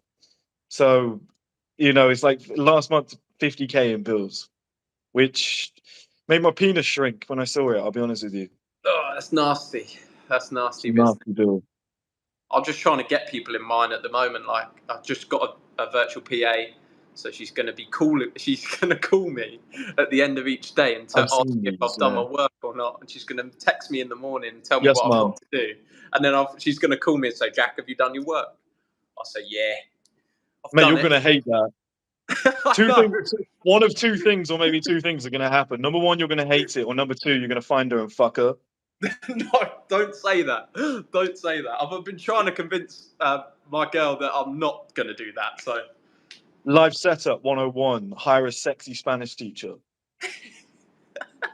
Think about it. Or sexy Thai teacher, any language really. Russian teacher, sexy Russian teacher. Why would you hire an ugly one? Why would you I want a male teacher? Well, maybe if you've got a wife, that's some good life setup there, because you don't want to cheat, right? But that's a good form of life setup. Go and get yourself a beautiful language teacher. Oh, who's the hottest one? Okay, well, I'll employ her. You never know what it might lead to. You're going to be you're forced to spend an hour together. This is what people forget. The majority of relationships come from office romances. Why? Because that woman, she doesn't want anything to do with you. On the street, she'd walk past you and be like, "What a pencil." But because you're forced to sit next to each other in the office, she's forced to speak to you. She finds out, like, she'd never give you an opportunity in real life, but sat next to you for a year, she's like, that cunt's kind of funny. He's cracking a few jokes. He's quite a decent bloke. Oh, I've seen him at his best. He's helped me out a few times. She develops feelings for him because she is forced to sit next to him. That work, 9 to 5 jobs. That's why there's so many relationships. That is the easiest format of life setup. Me and my friends saw this in Toronto. Photographers and videographers, whatever, they message beautiful women, and the line that they DM beautiful women on Instagram. Hey, I'm a local photographer. I'm looking to build up my portfolio. Bollocks, bollocks, bollocks. Can we go and do a shoot? I'll do it for free because it's benefiting me too. And then they get to spend 4 hours with this beautiful woman, and then next thing you know, they do it a couple of times and they're dating, or at least they fuck this woman. Even if they don't, they're getting access to beautiful women, hanging out with beautiful women. It trains your brain on how to, like, the confidence level is going to go up because you're used to talking to them. There's so many things you can do. I'm going to buy a camera. You probably should. And I'm going to do that. Easiest trick in the book. Let's Honestly, let's go to the chat, Chris, and let's get them to ask questions. probably going to ask what's up with my eye. Come on, boys. Hammer some questions through. Let's have a Are you look. looking or shall I look? I'm looking. We can both look at the same time. It's up to you. What's up with this lighting? Why do I look like I've got the world's biggest ears? I know they're big, but like the world's biggest. What one guy's asked, Chris, what are you always drinking in that mug, Chris? I've got different things. I'm a hot drink connoisseur. I've always got to have. Well, that was hot chocolate, but it's like a natural cocoa, so it's good for you. It's quite relaxing. I find it quite relaxing. Sometimes I go and get a matcha latte. I'll have a tea. I rarely have a coffee. I was tempted to have a coffee earlier, but I was like, I'm not going to do it. I had 5 coffees before I went on Mark Tilbury's podcast, and I had 3 hours of sleep. When was you on Mark Tilbury's podcast? I haven't seen that yet. I don't know if it's out yet. They're probably doing a bit of editing, but I basically had like a really bad phlegm, like cold thing. I'd had 3 hours of sleep because a lot of people don't know this. The website got hacked and taken out. So I had to rebuild it. I tried to pay a few guys. They were like, "Oh, we can do it in 2 weeks." I was like, "I need it now. I'm losing so much money per day." So I stayed awake for 3 days, had nothing but coffee and pizza, then woke up and went, "Fuck! I've got the podcast with Mark. I've got to drive all the way to where he lives, which is 4 hours away from where I live. I won't say where. Do the podcast for 2.5 hours, and then and then drive back." And I was so phlegmed up where I hadn't like slept. I felt like I had COVID or something. And I was like, right, if I just pump like 4 or 5 coffees into me, I could be okay. And at the start of the podcast, where I hadn't spoken for 3, 4 days, where I've been on my own, I was like, okay, guys, all the voice breaks. And I was like, this isn't good for the brand. If you could just edit them out. So maybe that's why it's taking It's so all right. long. Maybe Yeah, just they'll like edit cutting them that. out. They'll edit Yeah, that. I was like, well, Well thank you, edited. boys. I appreciate that. I've still got a little element of it now, but it seems okay. I think the wine last night blew it away. No, But yeah, I another was question. fucked. Another There was question. go on. I've got another question. How should you navigate being in a relationship and working on a business in your 20s? 90% of relationships fail before the age of 30. When you get together before the age of 30, there's a very high chance it's not going to work, right? So here's my advice. For me, and I'm not saying you do this, but for me, because I'm very heartless and I'm brutal, I would just get rid of her and just focus fully on the business. I'm not telling you to do that because I know everybody's not as evil as me, but you should Yeah, prioritize. I've, You should. I've, I've got an opinion on it. I think like I understand where you're coming from because a lot of them don't work, but it gives you nice focus time when you just got one girl because you haven't got to go running around the streets looking for a girl to sort of suck you off or There's anything. Just got there's it definitely on that. tap. There's definitely that. But here's the thing, right? Here's my logic: is the business is always going to be there. Mm. Like long term, like let's say 10 years time, male advantage years, that's when the business is going to pay you back. And no disrespect to that guy, your girlfriend might be beautiful, she might be, but I guarantee in 10 years time, if you become super successful and you build yourself up, the girl that you'll have then and the women you'll be attracting then will be 10 times better. So it's like, it's this. I had this discussion with Hamza. I'm actually the reason Hamza broke up with his old girlfriend, which is really sad, but I'm quite proud of what I said to him. And I was like, buddy, it's stick or twist. Yeah, let's go. I was like, it's stick or twist. I was like, you're in a situation now where you're with this woman, you think that that's your level. That's what you can get. I was like, you got to roll the fucking dice. I was like, cut ties, put some work in, see where you can get in life. Mm. And then when you get to that new level, you'll attract a better woman and you'll be like, hey, I'm actually happier with this woman. And it's the stick or twist notion. It's like right now you're working on the business and you're balancing the relationship, whatever.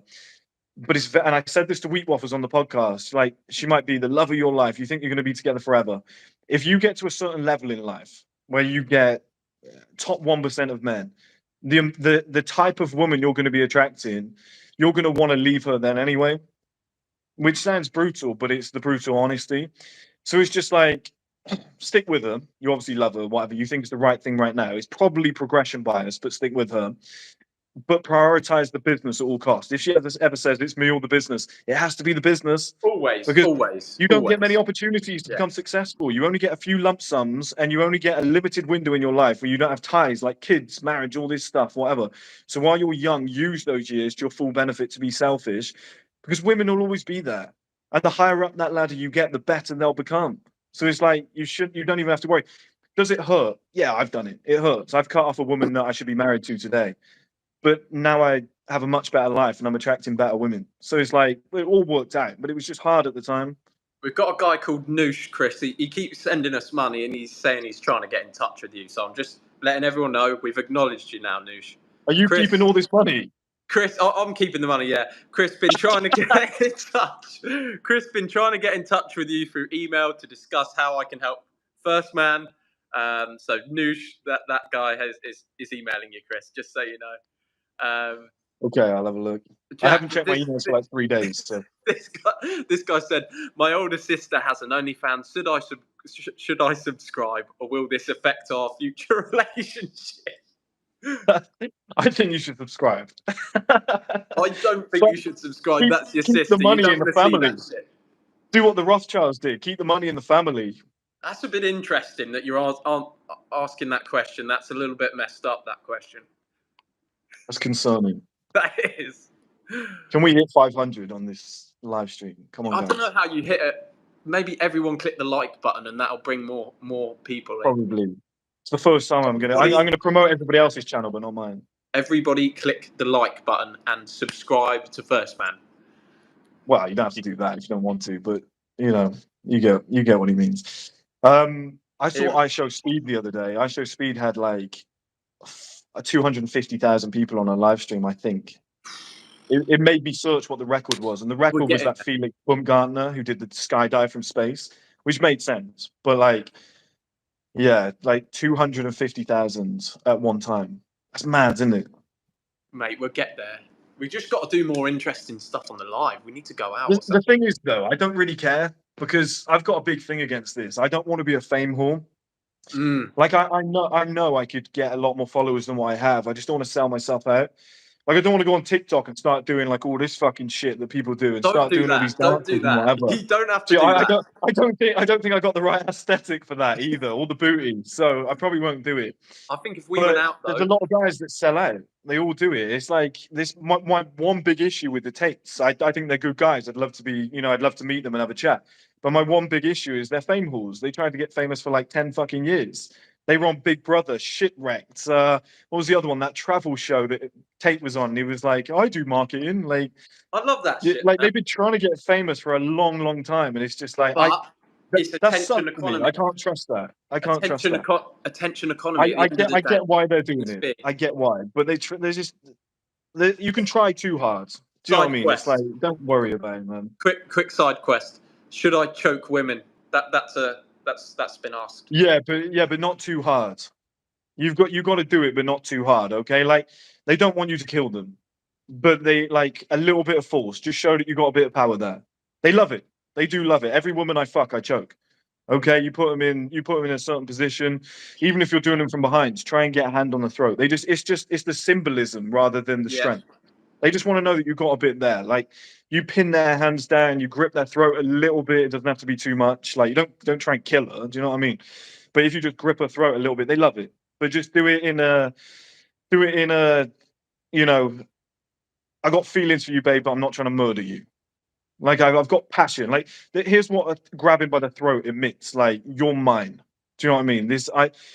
You're mine, you're here right now, I've got you, I feel fucking turned on, my dick is just raging, let me just grab you by the throat. Like, it's just, you're so sexy, I can't control myself. That's what it is. Calm it down a little bit, Chris. It's not That's where it comes from. That's where it comes from. I was about to bust. I was on the verge of busting. Do you know what, these guys... I remember first time I went, one sec, got a question. Jack, are you going to go bald? Maybe. The hairline's receding, but it seems to have stopped a little bit, so... Nah, you look good, man. But I wouldn't even worry, bro. Like I wouldn't even worry. There's so like you can get a hair transplant, hair cloning. Like it's so easy now. It's almost as normal as eating breakfast. Like why would you not? Do you know? I remember when I first got to uni and I was still in that phase of how I'd only had sex with one girl. So I got to uni and I was with my first girl when I got to uni and I was proper making love to her and kissing her and that. And she was like, "What?" She was this London bird, and she was like, "What the fuck are you doing?" And I was like, "What do you mean? What? I'm having sex with you." I was like, "I'm having sex with you." And she's like, "That's not fucking how you do it." And this girl, we're still friends. She's a class class girl, but she taught me. She was like, "This is what you do. You got to be rough. Girls, they want it rough. I want you to choke me here, spank me here." And she gave me the whole teaching. She taught me a lot of stuff. That's what you need. That's what you need. I've always thought, but they don't. I've always thought, like in the line of work that we're in, but I think it's very distrustful, so I probably wouldn't do it. But to partner with a beautiful woman. And she basically, like, do you remember, it was one of the American Pies where the guy was like the girl said that Stifler was amazing in bed. And he got around the whole school and he was able to fuck anybody and he built this reputation. I think a lot of guys have done that where they found like a beautiful woman, like Dan Bilzerian did it with Lindsay Pellas. Basically, like, I'm going to feature you in every single photo and you're going to boost my following and I'm going to boost yours. Like a mutual back scratch. There's a lot of people doing that. Like, is it Adam 22? he's done it. He's leveraged the fuck out of it, and she's leveraged the fuck out of him. Do you know what I mean? Like it happens all the time. Oh, look at me, I'm associated with beautiful women. Oh, look at the beautiful woman. She's associated, like she's doing filthy shit and she's hot. Well, let's follow her. And Would she you gets be free up for exposure. Would you be up for a sparring match, Chris, when you come to Thailand?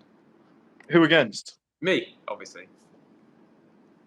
Yeah, but Just some playing around, nothing okay, yeah, crazy. I will that. Yeah, I've got a thing about fighting friends. Like I Oh yeah, wrestle friends. you couldn't fight a friend properly, but you could. Yeah, I spar with friends, like a touch sparring and a bit of. We just get some stuff in the ring and have a play around with it. like I got a friend in a rear naked choke recently, and I locked it in for a little bit, and I just went no. I like let go. I was like, no, I'm not doing that. Like I'm not. Standard Saturday night for Chris. Yeah, I was like, I can't, man. I was like, I'm not doing that. There's something just wrong with it. I need to hate you to hit you. Oh, there's one other guy But we'll that fuck paid for a around. question. There's one guy paid for a question, and he said, "How do you win a girl's heart?" Let me find him so I can announce who he was. That's a difficult one. How do you win a That is girl's a heart? Let me difficult try and one. find it. So I feel bad if they send money and I don't let them have their question. Arjun Babu, how to win a girl's heart? Question mark. Oh, I need the toilet, Chris. You answer this one. okay, yeah, go ahead, buddy. I got this. I'll take over the stream. I'll hijack it. Take over. How to win a girl's heart. The thing is, the fact you're leading with that mentality, how to win a girl's heart, is probably number one, the first alarming thing. Because that's it. Put some trousers on. Fuck's sake, we're live. Yeah, the first thing, like the fact you've asked that question is a little bit alarming to begin with, because it means that you're looking for the loved up thing. You're trying to really impress this one woman. Do you know what I mean? Like you've got to change that mentality in the first place. There is no such thing as the one. Win her heart. Like it's just the terminology alone. Like you've got to change that mentality, and it doesn't mean you've got to become a dirtbag. Doesn't mean you've got to become a player. But that's definitely not the way to do it. Like they say, nice guys get run over. Now, you can have manners and you can treat people with respect, but you're not going to like win a heart. Do you know what I mean? If you want a girl to be loyal to you, she needs to think that like you're the best of the best. She needs to think that you're worth being with. You're better than she is. That's, women date on their level or up. So as long as you're on her level or above, she's going to be like, okay, I find this guy attractive. Okay, that's stage one. You get your foot in the door. A lot of that is external attraction, like I've explained to you guys before. Then you're going to get to a stage where you're hanging out with this girl. But look, if you just treat her with respect, if you're not a creepy guy, if you're not forcing her, like, forcing her to do things, you get so many guys that are like, why won't you suck my dick? Why won't you do anal? Let me see you. That's a bad time to tune in. Like, why? Chris, what are you doing? It's fine. We're all good. We're all good. And it's just like so many guys force girls to do things. Like, just be patient. Just be a decent guy. Just be relaxed. And then she'll be like, I value this guy, and I like spending time with him. And like, women will fall in love with whoever she's fucking. A woman will fall in love with whoever she's fucking. And it's just like, as long as you're not a dick at the same time, like you're gonna win her heart, so to speak. But to begin with, there's no winning of the heart. Like no girl's gonna fall in love with you first and then be like, okay, let's go on a date. Like it's gonna be, I want to give this guy a chance because he's valuable. Like you got to change that mentality, because if you're walking around going, how do I win this girl's heart? That's some Disney princess shit. That doesn't work in real life. You got to be a little bit more. You got to be a little bit more cutthroat.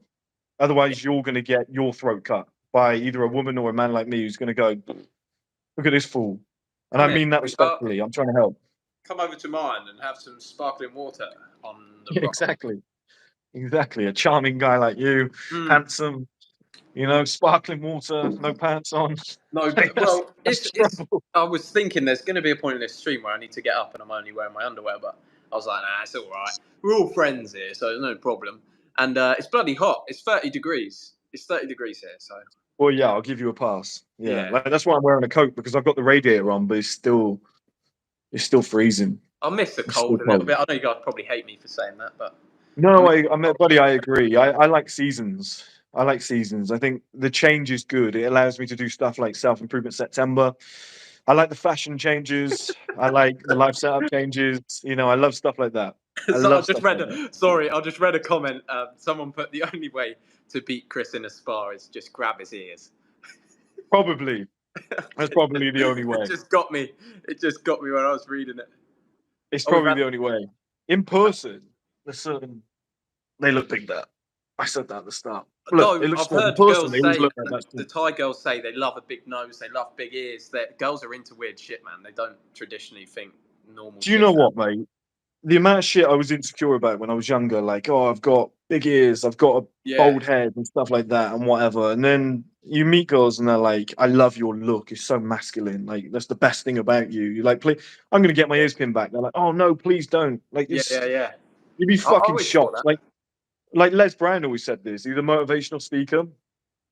And I don't know why I remember this, but he said something along the lines of, as long as you make something of yourself and you become successful, women will find something about you. They'll be like, oh, yeah, but those earlobes, they're Yeah, unbelievable. Do yeah. you know what I mean? They'll find something. It's just like, it's not what you look like, it's the character. Like, my dad was an ugly guy, self-proclaimed ugly guy. I've never seen a guy get so many women in his life, pound for pound. Stop trying to be pretty. That's what I think. Stop trying to be pretty. If you're not handsome, get punched in the face more. And you're honestly, you'll end Punched up in the handsome. face. You will get punched in the face some more. You'll get that rugged look. So a guy's asked. Someone's paid to ask a question again, Chris.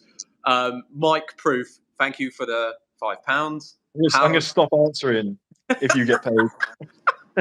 I'll send you half at the end. It's okay. What's, We've only got eight. We've only got £18, Chris. So it's what the not fuck is this exactly. OnlyFans? It's not exactly fortunes we're playing with here. Jack started OnlyFans. How You're do the I make? prettiest blonde I've seen. How do I make sure my competitor does not steal all my potential customers while I'm still launching my product? While you're still launching your product. Well, they always say you either got to be the first to do it or the best. So that's your only option. If you're still launching your products and they've already gone to market, they've got the market advantage. They've got a competitive advantage. So you need to be better, or you need to solve a problem that they're not solving. That's your USP. You've got to look at your unique selling point. That's business 101 is some basic stuff, but that's the only way you're going to do it. Like, how many body washes are there out there, but how many are testosterone friendly?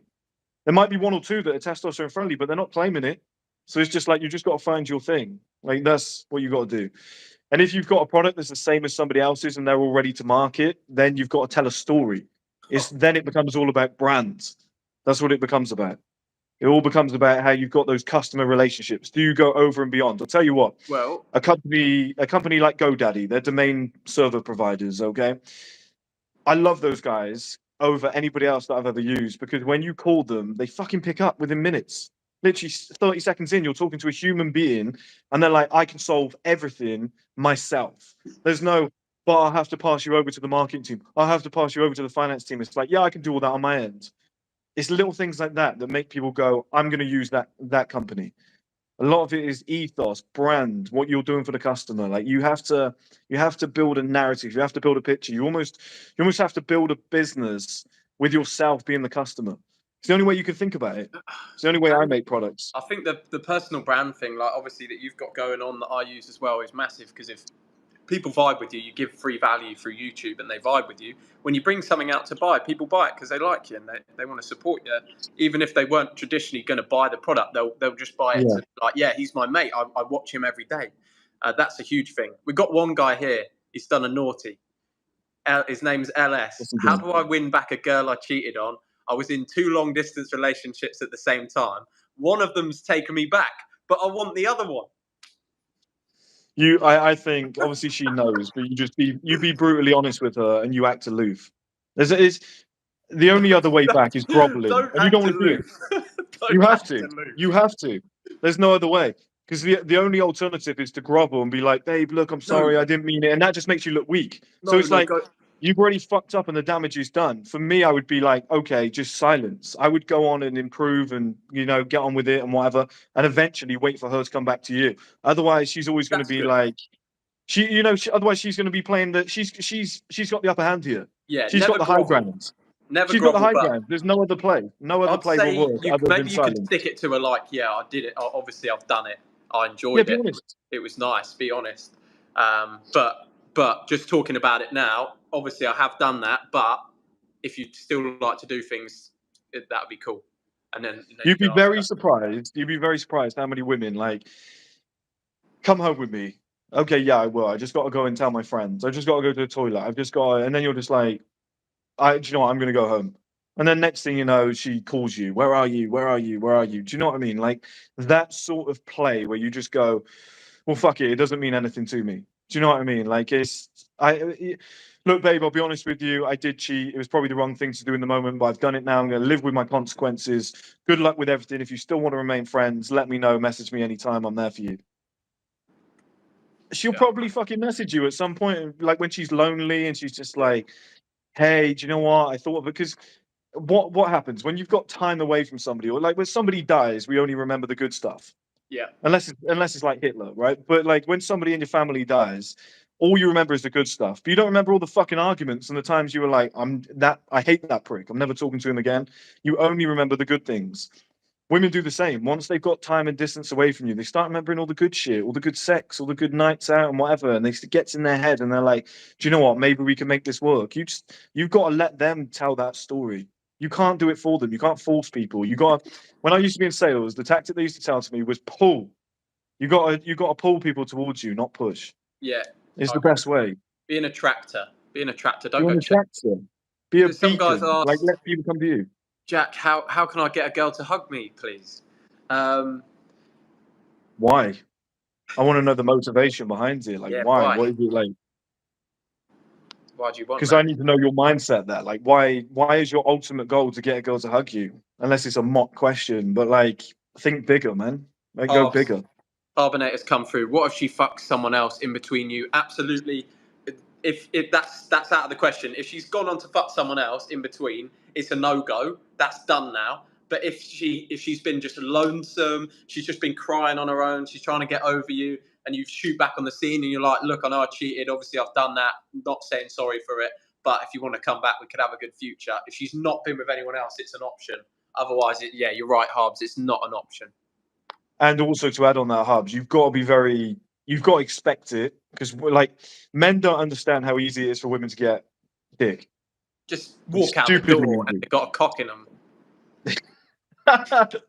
That's how it works. That's how it works. They walk. I probably shouldn't have said it like that, but yeah. I'm gonna have to take a break. That's going to get clipped up on TikTok, and they're going to make it look like I said it. I'm sorry. They're going to make it look like I said it. They're going to make it look like you said it, yeah. Somehow. They're magicians on TikTok. I don't know how they do it. Memulous will be on me. This guy's a dick. Yeah, but like it's so easy for them, and you've got to expect it. And number two, when it does happen, it's just like, just get over it. It's what do you want her to do? Sit on her own for the rest of her life? Like, there's so many women out there. Just get over it. If you're the type of guy who like a girl that you were seeing or dating for a while, you break up, she goes and sleeps with someone else, and you lose your shit. You just look like a pussy. It doesn't help. Just accept it. Like you're walking out the club with a girl and she sees a guy friend of hers, gives him a hug and whatever. Like instead of being like, come on, start kicking off and whatever, just keep fucking walking. Just go towards the door. Do you know what I mean? It's just little moves like that where you're just like, it is what it is. Like girls love that shit. If you start getting all like, who the fuck is that guy then? It just makes other people look high level and you want to be the calmest guy in the room. Always stay calm. Like it's just nothing else works. Nothing else works. Just being the most elite person. This guy's asked a similar question. Getting back to his question on how can he get a girl to hug me, he said, how can I get a girl to hug me if she doesn't know me? And that's worrying. That's a worrying thing to say. Stop trying to do that. Too. Stop trying to do that. If she doesn't know me, that's not a good move, is it? No, it's not. But if you want to get to the point, it's marathon mindset. It's baby steps. Hey, morning, move on. Morning, move on. Actually, morning, how are you? I've something's played on my mind there. I hug a lot of girls that I see for the first time and I'm introduced to them. That's kind of normal, isn't it? I do that. I do that when I see, I give them a hug. Yeah, I always do it, yeah. Because they're timid. They don't know what to do. You got to decide for them. You got to go, right, we're hugging. That's what we're doing. They're like, come here, bang, grab her. She now knows that and that also now is your checkpoint. So when you see her again, you know you're going in for a hug. That's physical contact. That's great. Yeah. But it's all slow elevation. Hey, good morning. How are you? Morning. That might be 4 days in a row. Yeah. The next day you look like morning. Oh, something's different. You changed your hair. Yeah, it looks good. It suits you. Move on. Okay. And then it's just like slow little elevation along the way. And at some point, that's how you get girls in the gym. You get the nod, you get a look. The next day, morning, what are you training today, darling? Oh yeah, legs are looking nice. Same in Fifth restaurants. day, Same in restaurants, bars, restaurants, whatever. Like you always see the same person. Do you know what I mean? Like little lines that you just got to be quick about. I used to call it jump off topics. Like I remember I was talking to Alicia about it. I was like, I'd look at you, I'd be like, okay, she's wearing streetwear clothes. Okay, you into streetwear? I'd then be like, oh, what you drinking? Oh, it's whatever with oat milk. Okay, so are you vegan? Like you just have jump off topics. You got to be quick up here, guys. You got to see things as they are. I'll go into a cafe and I see a girl there 3 days in a row, 4 days in a row, and I'm like, they're working you to the bone, aren't they? And she's like, oh, yeah, fucking knackered. I wish, I wish I could get another job, but like, she's whispering to me. She's like, yeah, I wish I'd get another job, but blah blah blah. And I'm like, you could always come and work for me. The reason I say that is so that she asks, what do you do for a job? Oh, let me just brag for 5 minutes because you asked. say It's yeah, so you it's all make set up. a nice latte, you filthy minx. It's like every fucking drink that you get from a barista will have a love heart in it or the little swirl that they do. Occasionally you'll get the love heart. You could pick it up and be like, oh, is that for me? Do you know what I mean? The love heart. You can like make a little joke about it. Just pick up on something quick. Be like, do you give everyone a love heart or is it just me? And then just walk off. Don't even wait for a reaction. Just start laughing. Do you know what I mean? She'll be chuckling. She'll be chuckling. Like she gets to know you. It's just these little one-liners. Do you know the problem with getting girls is guys stay in the trenches too long. They're like, hey, how are you? What have you been up to? Just get out of there. It's like boxing. It's like, right, you're in the ring with a guy. You want to land a double jab and you want to get out of there. Double You jab. want to let you want to land Leave a the little right, single, you want a bit head movement, you want to get on the back foot, you want to get out leave of the there. right And you do hook for that enough. next time. Leave it for next By time. by round 6, you peppered the guy up, you've softened him up. Translation, you've softened the woman up. She knows you. Here's the biggest thing with women, they trust you. That's all they need is they need trust. Yeah. The attraction will come from who you are, the external, all that shit. Bring But your it's the mum in with trust. you. Bring your mum in with Bring you. bring your mum in. Yeah. Bring your mum in. Oh, get a coffee for my mum. Thanks. Put one of them love hearts you always do on it. Boom. Yeah. Done. Do you know what I mean? It's humorous though. It's humorous. You can walk in with your mum, like even like I'm just thinking quickly, you can walk in with your mum, you'd be like, this is the woman that loves me. She always gives me love hearts. Yeah. And she's like, oh, do you know what I mean? It's just tiny little quick one-liners that'll be like, she's got some familiarity. She's like, oh, your mum's a really nice person. They want it like that's porn to women. That's porn to women. The family thing. Oh, your mum was really nice and sweet. She seems like she won't say this, but she seems like a great mother-in-law that I could fucking hang out with. Like that's what they think. They meet you for the first time and they start adding shit up. Like it's the trust thing. It's the trust element. You've got to slowly do it. Guys are like, and I'll tell you what, it'll evaporate all of your nerves because you're not trying to get laid. All right, You're not come going up back. to a girl and being like, "Hey, can I get your Snapchat? Can I get your number? Oh, she rejected me. That was I fucked it. I fucked it." I'm going up to girls and just going, like, "There's some brave shoes." Do you know what I mean? Just taking the piss. Just being like, really, red shoes? Who do you think you are, Dorothy? Dorothy from the fucking. Do you know what I mean? And then they start chuckling. They're like, "Who?" But even if they don't, it builds your confidence because they're like, "Who the fuck is this arrogant little guy? Like, who the fuck is this just coming up to me and saying something?" Like, if you ever, I see girls wearing nice clothes, and I'm like, "That's a nice coat. Where'd you get it?" And I'll just have a discussion about the coat. I'm like, I'm into fashion too. And they're like, "Oh, do you work in?" And you just start talking about your business quick. You're like, "I'm releasing my own boxers soon. I'm looking to do my own fashion line." But then you're just like, "Hey, look, I need to get out of here. I'm busy. I'll see you soon. What's your name?" Bang! Now you know the name. So next time you see her, you're like, "Dorothy." Do you know? No, but like next time you see her, you're like, "Sarah." Like, how you doing? You Chris okay? just confuses the fuck out of them. Oh, what colour's the shoes? Is your name Dorothy? I'm releasing boxers. What's your number? Yeah, she's just like, I better give him my number because I don't know what's going on here. But it's all different days. I like my bro. I've got a butterfly mind. I think a million things at once. But like, that's how it works. Like the other day, right? I was walking downstairs and there's this real pretty girl moving into the building, and her dad was helping her. Not the strongest guy, very frail looking guy, and he was trying to lift this thing. And I was like, "Do you need a hand?" And they're like, and I was like, "You need a hand? I'll help you." Do you know? Like, it's I'm planting seeds. Beautiful girl lives downstairs. And then what did she ask me? "Oh, do you live in the building?" What did I say? "Yeah, I do. Top floor." Do the maths. It's the penthouse. You don't have to brag. Man. You just subtly drop it in. Do you know what I mean? It's All right. sprinkles. He's come back. The guy who was asking about the hugging, and he said this time, he might write his number on a sticky note with a smiley face and drop it on a table with her friends. Should he do this? Here's the thing. Like I said, if it's, let's say you've gone to a new city, you live in Birmingham, you're visiting Manchester for the day. You might have to. You might have to. You got to take shots in the dark if you're not going to see her again. The marathon mindset is for your area. It's where you live. It's if you keep checking into the same hotel somewhere and you're going to know you're going to see that girl again. I'll see you next time. Do you know what I mean? I know girls that work at hotel desks and whatever. I've seen them 3 or 4 times. Oh, you again? Do you know what I mean? Like, you can do that. But if you know it's the one chance you're going to see, like, you could drop that. You could drop that. There's a plausibility. Just drop There's it. sometimes where you have to roll the dice and be like, but explain that, because she doesn't know, right? So you could, like, I would go up to a girl in an area that I don't live in, and I'd be like, I would go over and I'd say something. I would pick up on something quickly, and I'd maybe make a joke, laugh, whatever. I'd be like, look, here's the situation. I know you're busy. I'm busy too. I got to shoot off. I'm not from the area. I've got to leave in like 20 minutes. Can I get your number? Because I probably won't see you again. Like, Yeah. and then she's just like, well, that's kind of logical. Like, she's gonna sit there and be like, well, yeah, like, he's not, be like, I visit often, but like, the danger is I might not see you again. So can I get your number? She might be like, well, I also don't want to miss out on this guy. Do you know what I mean? So in that scenario, but you have to have some element as to why you're asking. Do you know what I mean? Like, you can't approach a woman from behind and be like, I just thought you were really hot, because translation, you had a fat ass and I want to fuck. So there has to be something. Do you know what I mean? Like, there has to be. Girls are smart as fuck.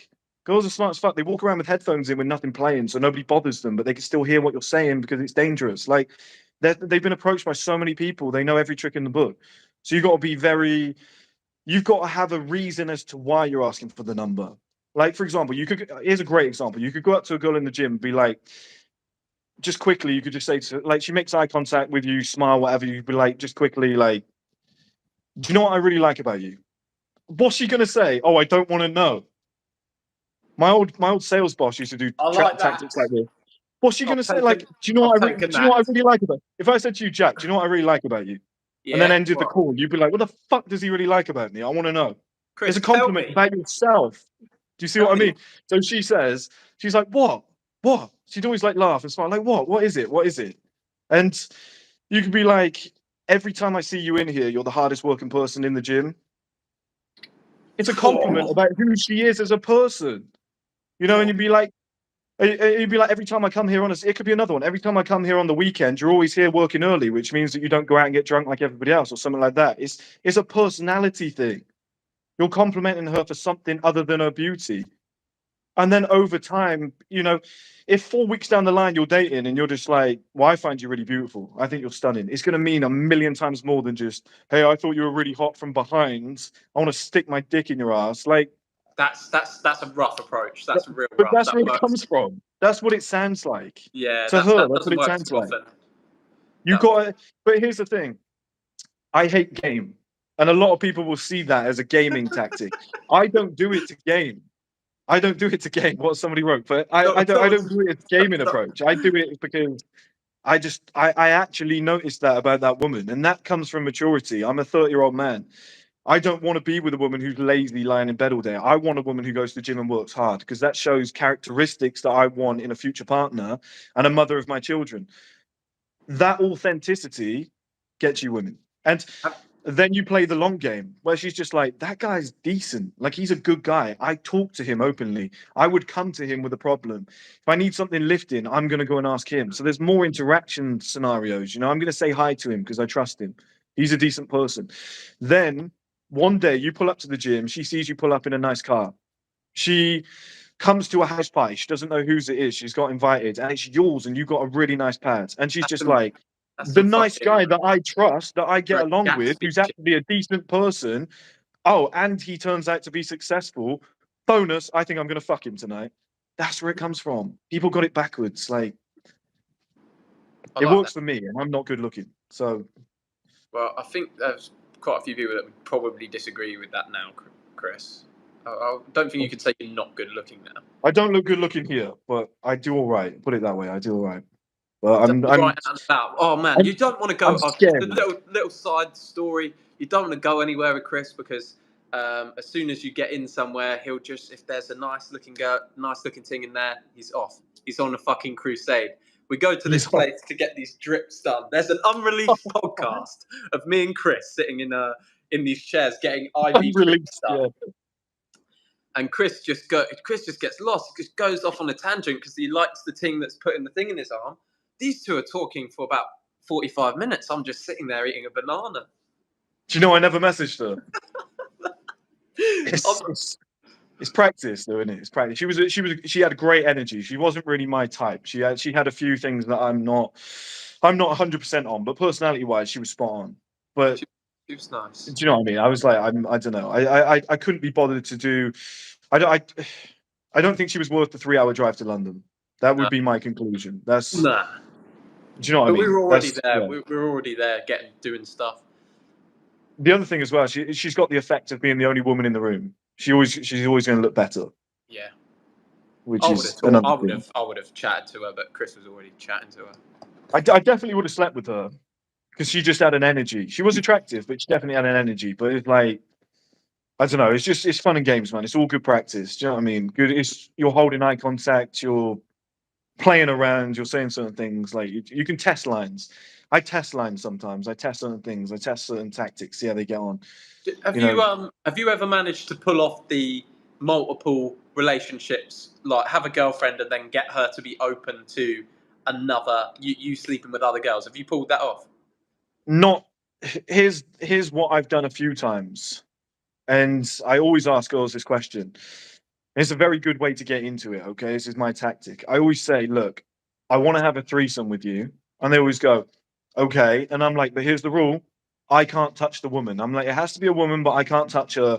And I always say, and this is legit because this is the nice thing of mine. I'm like, I really get off by seeing a woman with another woman. I'm like, so she can touch you, I can touch you, and that double pleasure on you really fucking turns me on. How is she going to say no? All women find all women attractive. Do you know what I mean? And like, she already finds me attractive. So it's like, she's going to get double dicked to some extent. She's going to get rugged as well. Do you know what I mean? If you get what I mean. She's going to be open to that idea once she trusts you a little bit. So that's a very good way of opening the door to, you know, and then in the throes of passion, when she's, you know, coming everywhere, if you went and started fucking the other girl, she'd probably be like, well, I'm semi-open to this because I'm kind of turned on. She'll probably ask you to be honest. She'll get so horny, she'll ask you to. Yeah. I was with my bird in the strip club for her birthday.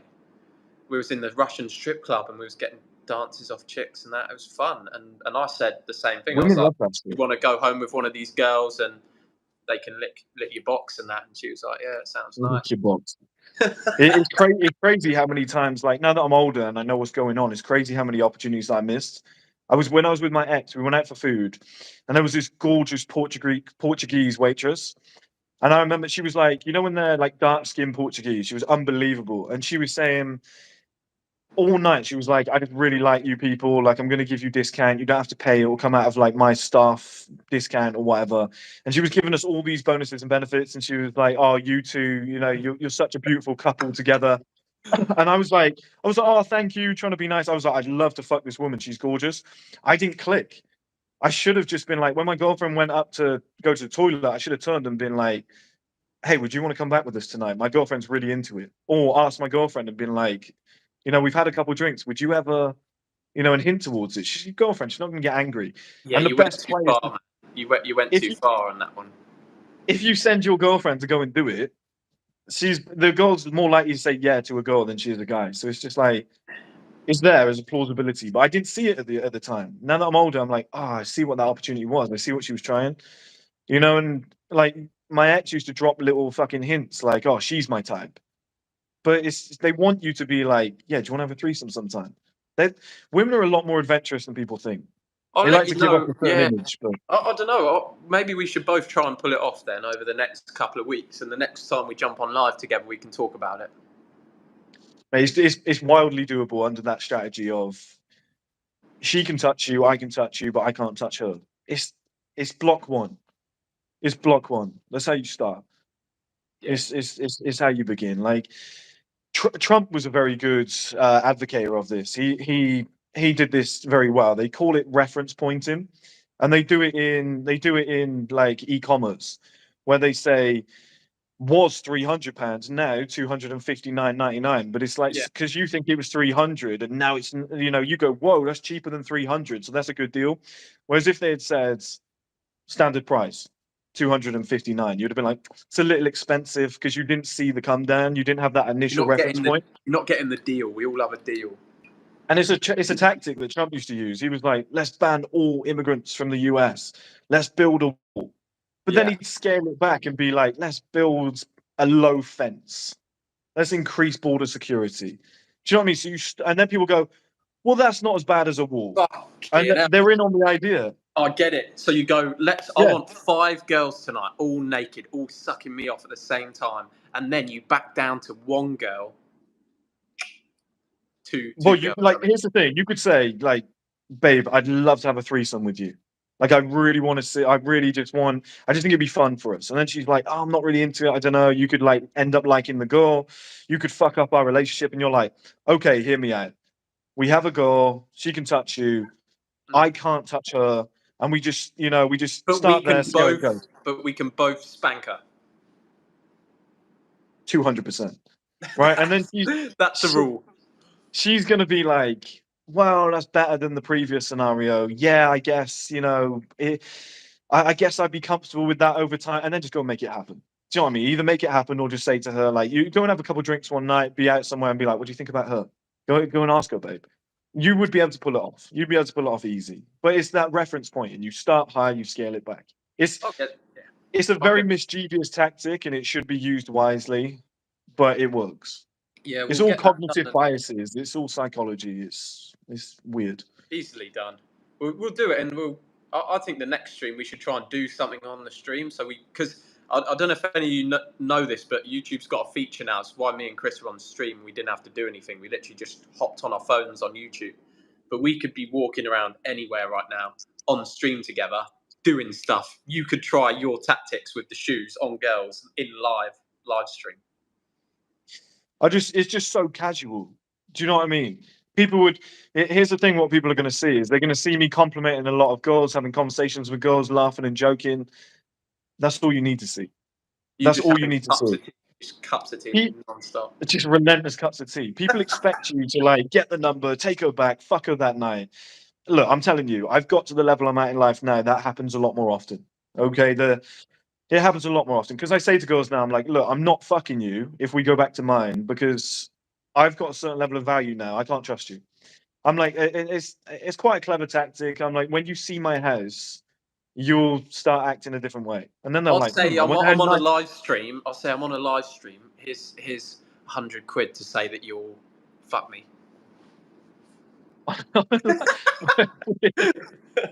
Yeah, donations from all the people asking questions. You're going to use that money. Yeah. But like I said earlier, that's how a lot of these fuckers have done it. They're fake as shit. Like, I think a lot of guys have gone, I'm going to pay 5 girls to hang out with me, and then I'm going to use that leverage to get more girls, and then eventually they don't have to pay. It's like, do you know what I mean? Like, that happens a lot. Just a question, you don't have to answer it. Do you ever pay for the ladies? I've never paid. I've never fat video before. I would. 100% I would. I don't know why everyone's got so much fucking shame about it. If I was like 6 years into a nofap journey and I was like, oh, all I do is, I can't get women. I'm sat on my own every single night. It's really killing me. It's just like I'm turning into a fucking weirdo. I'm just going to pay some girl. I'm going to have meaningless sex. I'm going to get that bust out. I'm going to see what it feels like to handle a woman, smell a woman. It's like all the nice features that it comes with. And then I'm just going to be like, that itch is scratched. I can get on with my life. And you'll probably be less of a weirdo. But these guys that are like, I'm 29 years into a nofap journey, what are you on about, mate? Like, you fucked it. Yeah, you fucked it. The service is there. Like, even doing there at that point. And then people go, but what about the cost? Every date I go on is close to £500. Every date, because you go and buy clothes, you go and pick her up, which is fuel. Then you've got to pay for the meal and whatever. Then you probably going to get a hotel, or she's in your house and she's using your water, electric. You've got to go and do a food shop. It's probably going to be £500 anyway. So it's like it's the same fucking price, and there's no guarantee of sex. They love their water as well. They love their They water. love They'll their run water. you dry. They, They'll run you they dry. double up on drops. They double up on drops. Every You know what tap I mean? in the house is on. It's tap time. Boom. They leave the lights on. I'll say that. I'm like, you're gonna leave all the lights on, or and they're like, okay, okay. It's like my one thing. It's my one thing. I'm like, just don't be disrespectful. Do you I've do got a the, girl at the moment giving me fuel money. I'm like, Jesus, you're a different breed. You're not accepting that. Please tell me you're not accepting the fuel. I'm not, but then she just stuffs it in the car, and I'm like, Oh, that's what am I okay. gonna do? Use it for scratch But car. Ow. Oh, just kick the chair. Oh. see, that's why you should wear trousers. You'd have more protection. That's nasty. That's gonna be a bruise. That's gonna be a nasty What we mentioned bruise. earlier, there was a few things we were going to talk about. What did we mention? We come off on a major tangent. We've gone on a wild one. We've retained users, which is always good. Tangent. We've retained users. We've got 435 users on this stream. Viewers, not users. Viewers. Did I say users? Yeah. I don't know what I'm thinking. I don't know. The only other things I've got written in my notes is Angelina Jolie, Megan Fox, or I haven't written the last name. I was going to ask you. Angelina Jolie, Megan Fox. What's the one from Friends called? Rachel. I don't know. Jennifer Aniston. Jennifer Aniston. Fuck one, marry one, kill one. Go. God, who am I killing? I'm definitely. Megan Fox is crazy. Yeah. She seems that way. So but she's probably the hottest. So I'm gonna fuck her. Yeah. Okay, but I don't think I could settle down with her. So I'm gonna fuck Megan Fox. Yeah. Is it current Angelina Jolie or prime? Are they both in their prime? Now. No. So Angelina Jolie. She seems very down to earth. She seems quite switched on, but I don't know, some wacky stuff. You know, Brad went through some crap. I don't want to go and revisit whatever he let. Like, how are you gonna follow up from Brad Pitt? I'm just gonna be worse. I don't know. She's gonna look at me and be like, "You look like a stone." Do you know what I mean? So I'm probably gonna kill Angelina. Don't ban me. I'm not actually gonna do it. She might be done with Brad Pitt looking motherfuckers. She's like, I hate pretty boys. I'll never want a pretty boy again. I want somebody rough and big with a beard. Yeah. With huge ears. With cute ears. That's what we'll say. With puppy dog-like ears. Mate, you're the same as me then. You'd marry Aniston, Jennifer Aniston. She seems all right, doesn't she? She seems quite down to earth. I've never heard complaints. Seems it seems like she's got a sense of humour. Still sexy. She's got that like old woman sexiness about her as well, where she's like retained it and she's got wrinkles in the right places. You know, I imagine it all hangs correctly. I'm keen. She's got the wrinkles that you wanna grab. Sign me up so we can be more than friends. I'm in. Chris is in. You got any more questions? And that. Have we got any more questions? Anyone drop in the chat? I was thinking let's just do an hour and then go because it's 1 a.m. here, but it's gone on and it's been golden, and I've thoroughly enjoyed it. I'll stick around for a bit if people want to ask a few more questions. This is what Mark Tilbury said. He was like, "We've gone for 2.5 hours." He was like, "That might be our longest." I was like, "Apologies, that's what I do. I don't shut up." There was something that I was going to talk about, wasn't it? Or did we cover it all? Remember, I messaged you. There was one thing you said about that the argument. The argument. Yeah. So she'll probably be annoyed at me if she's made it this far to watch it. But it is what it is. I don't give a fuck. Bro. She checked out at Dorothy's shoes, man. She probably saw the state of my face and thought, "Do you know what? I don't want to see you like this. I'm going to remember you at your best." Yeah, but we had this kind of debate where I was like, in my experience, women leave the workplace. Like they get to the workplace at 9, they leave at 5. I was like, I've always seen this. I was like, there's only 1 or 2 that haven't. And I said, I think it comes from the financial pressures on men. And this is something that annoys me because I don't think it gets respected in society. And I don't think women appreciate to what extent it is, like how hard it is. And we kind of dabbled with it for a little bit. And she was like, Sue saying women work less, like don't work as hard. And I was like, no, it's not that. It's just the pressures. It's the pressures on men.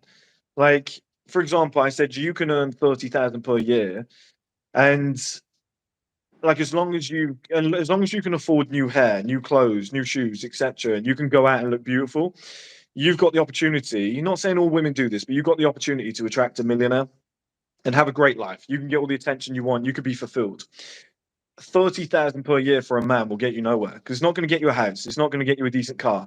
You're not going to be able to invest in a business and stuff like that. And I was like, that is why men stay longer. That is why men get paid more because they stay longer at the office because we don't have that get out of jail card. Like and I don't blame women. People think it's a horrible thing on women. I'm not blaming them. Like if I was a woman, I'd want to be more social. I would want to, if I was young and beautiful, I'd be like, why am I here at work? I want to be at the club wearing a tight dress, getting compliments with that handsome millionaire guy that's going to look after me. Like, why the fuck would you want to be sat in an office getting hit on by all the bums in the office? Do you know what I mean? So I get it, why they'd want to be more social, and it's a better way to live your life.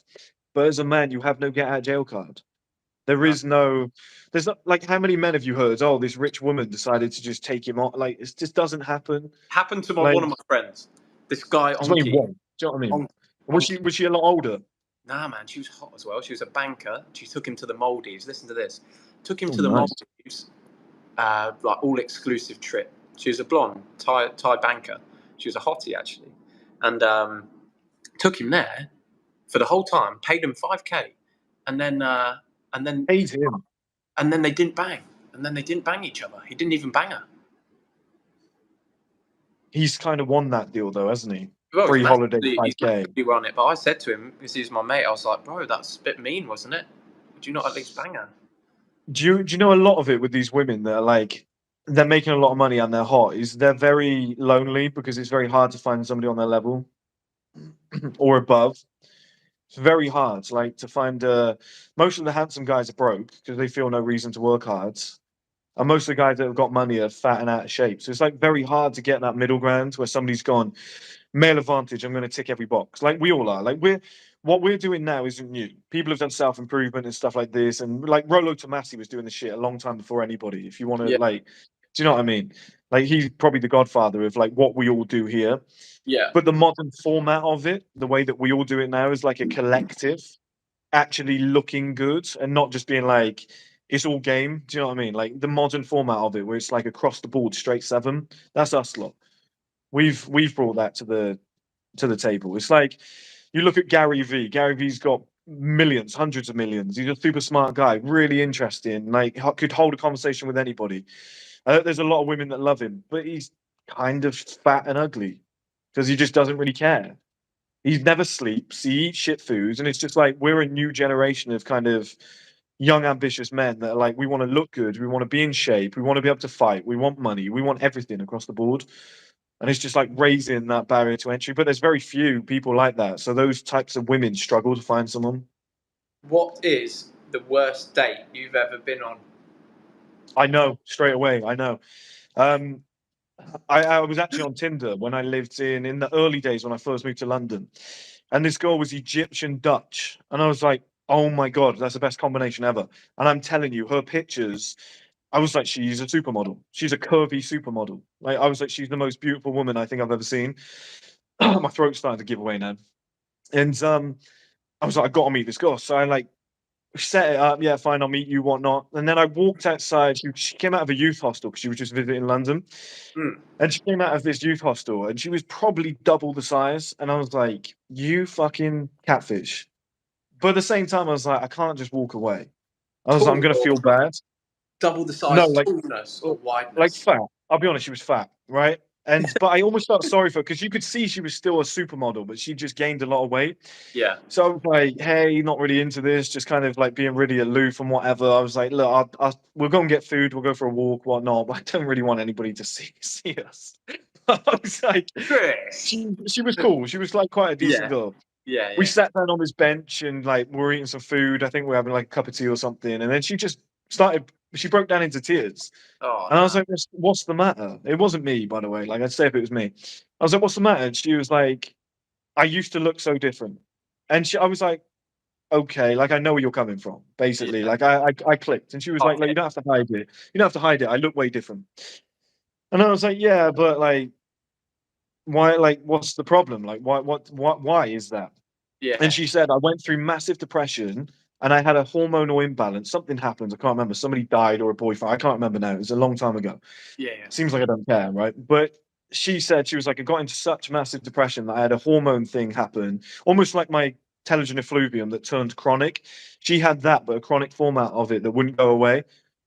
And she was like, it now makes me gain a lot of weight and there's nothing I can do. She was like, I've been in a deficit, I've trained. She was like, I just store fat really easily. And I was like, "Do you know what? I kind of feel fucking sorry for you." It was quite sad. And I was like, this date has just turned into like a therapy session. And I was like, hey, let me kind of walk you back to the station. Like, this isn't really going to work out. Do you know what I mean? Like, you're obviously not in a good position right now. So I walked her back to the station. It was Blackfriars. And I was like, right, I'll see you again. I was like, have a good time. Gave her a kiss. Walked down the roads and I was like, fuck me, as loud as I could. I remember just being like, what was that about? Messaged this other girl, met up with her because she was fun as fuck, and then we ended up getting in a 4-year relationship. And it really like that was like an eye opener for me because I was like, the girl that I'm currently seeing, dating, kind of, just before the relationship stage, I was like, she's such a good woman. She's such a good woman. I couldn't wait to see her. So it was almost like it highlighted that. But yeah, that was the worst date I've ever been on, hands down. Because it was just a therapy session. And And the disappointment of thinking I was meeting like an Egyptian prime Kim Kardashian, yeah. but she just wasn't. And I was like, And you what the didn't get fuck? it. Yeah, I was One like, of the this things is.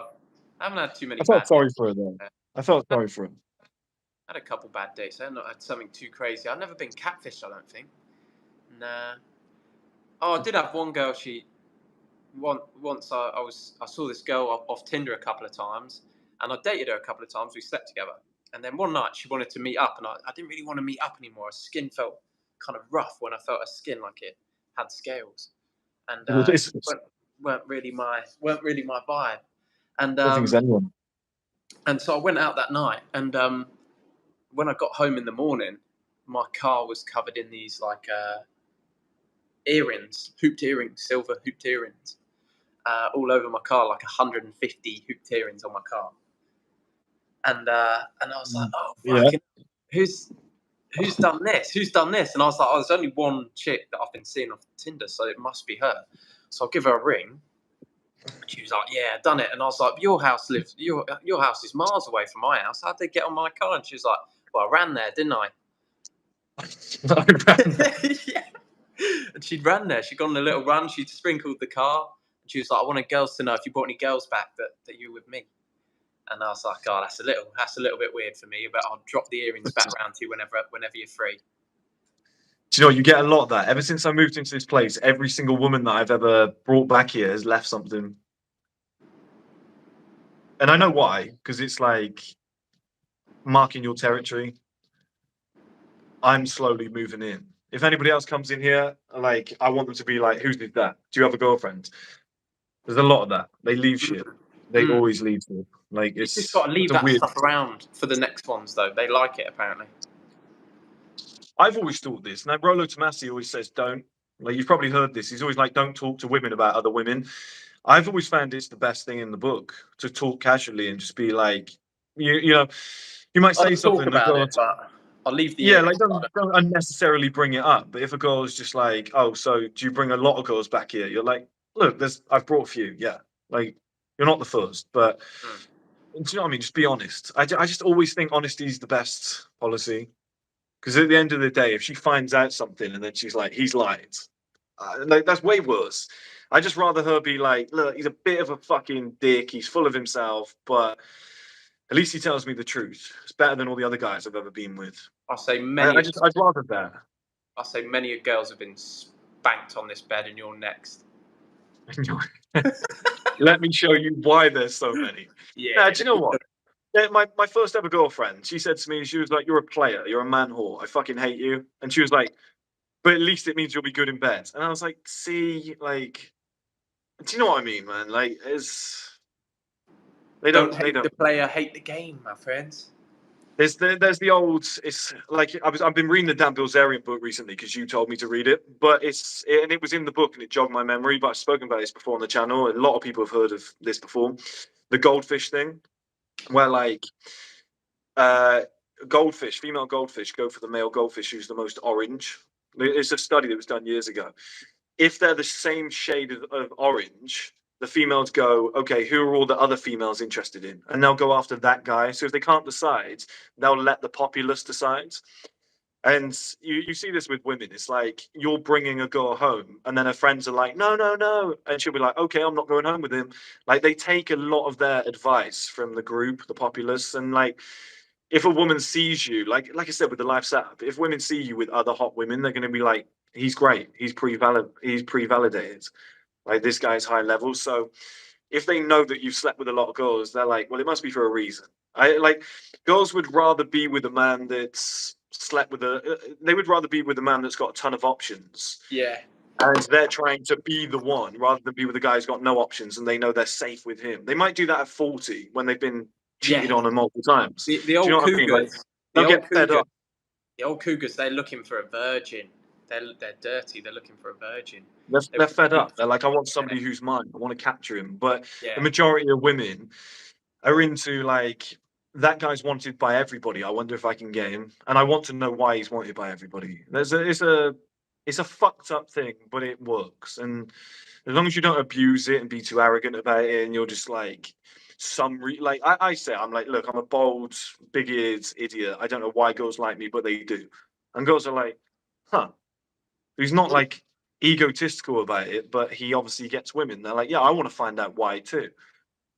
And then, they find that way. What's your, we've had a question, Chris. What's your opinion on Fresh and Fit? Well, I think he knows my opinion. That's why he's asked to get a reaction. Do you not like him? Do you not like him? It's not that I don't like them. I think anybody who's doing what they're doing for men is a plus in my book, right? And I don't shit on people unnecessarily.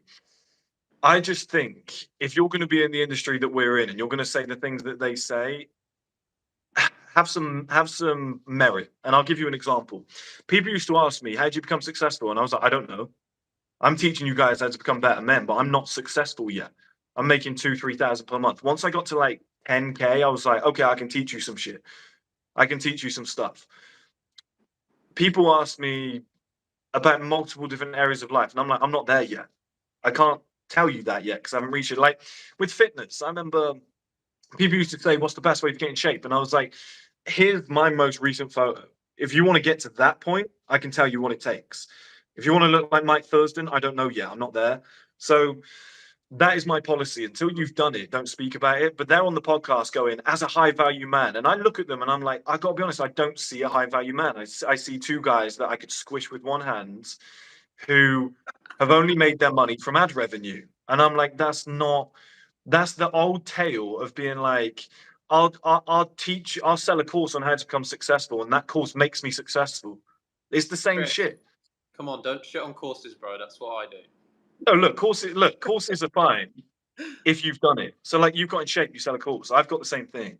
I sell a Male Advantage ebook because I reached 30 years old and I went through the whole, the steps.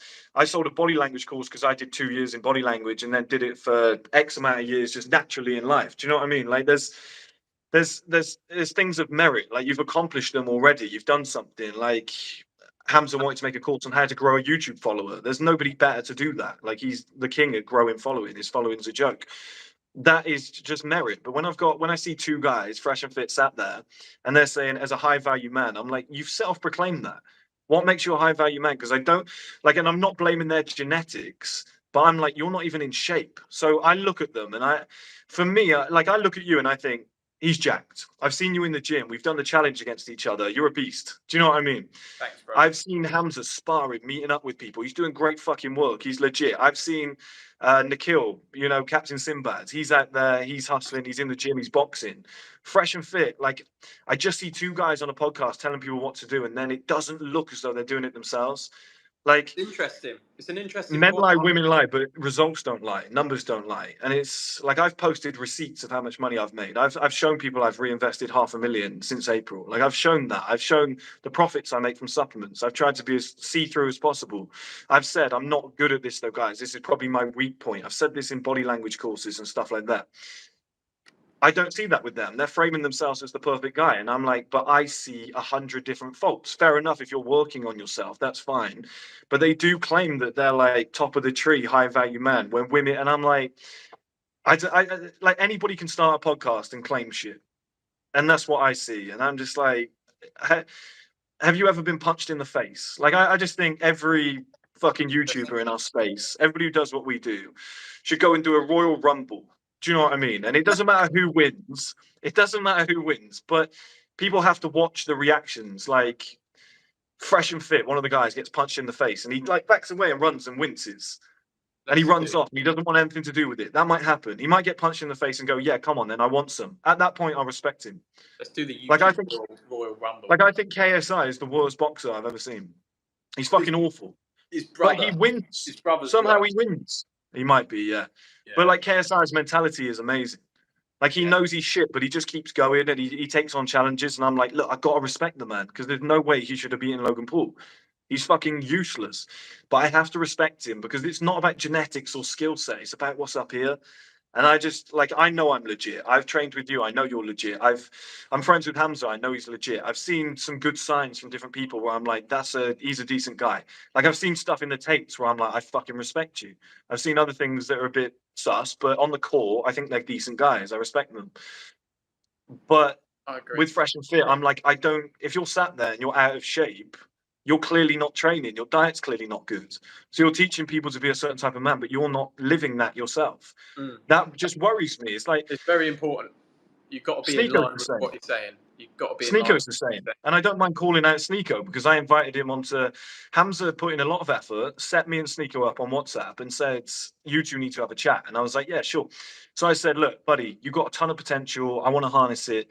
I want to put you. I wonder what that was. If it was a plane, I want to put you on my streaming platform. I really want to like set you up." And he read it and ignored me, and I was like, "That's rude. Like, say no, turn me down. I've got no problem with that. I'm old enough and ugly enough to go, yeah, no worries, mate. It's not for you. You don't see what I see. You don't think is as good as what you're doing. I respect that, but thank you for the reply." But to read it and not reply, I'm like, you're arrogant for somebody who has never really done anything.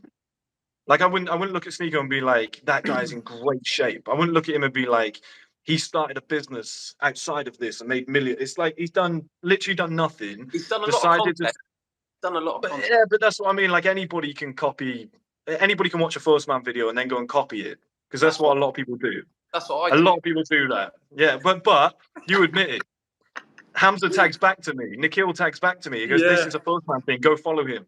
But there's a lot of guys in the industry that take what I've said and they're like, I'm kidding around a bit because they take what all of us have said. Yeah. Like I've seen Hamza's videos get copied. I've seen your videos get copied. But there's a lot of guys that when they're making money in this industry, I want a piece of that. And all they do is they go on camera and they value followers more than anything else. And it's almost a vanity thing where they know how to grow, they know how to go viral. They've got millions of 14-year-olds following them. But I'm like, that to me it's not a business. It's not, you can't monetize 14-year-olds. They don't have jobs. Like, I don't see any merit there. And they're easy to manipulate. Do you know what I mean? It's just. Well, that's why. Yeah, but think about it, Chris. Who do you think they'd be better off talking to? You, if you managed to harness them, would they be better off learning from you, or would they be better off learning from these other people? Do you think you should just become famous for the greater good?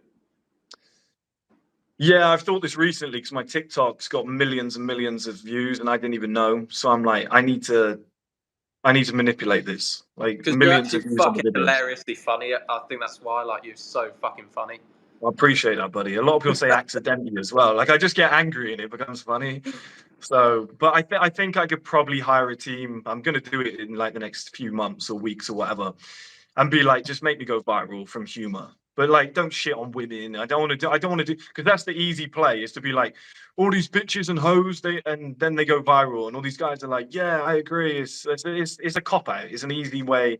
There's no substance. They're just repeating what's Tate said. Like Tate was great for our industry. We all fed off it. But there was about 1 million Tate clones that popped up, and one of them Sneako. And it's just like a bunch of wannabes. Do you know what I mean? It's like just take your time, like actually build something of substance. Mark Tilbury said the same thing. He's like, there's 21-year-old life coaches, and Gary Vee always says that. And Tilbury said it annoys him when, like, I don't know what industry he's in, but I think there's like some finance guys that come out and they're like 21 years old and they're like, I made $1 million last year. And Tilbury's like, you probably didn't. It's probably luck. Something probably happened. He's like, I don't know what you can teach people at 21. And although, like, I think he said something about property. He was like, they've got one property and they bought it from money after a parent died.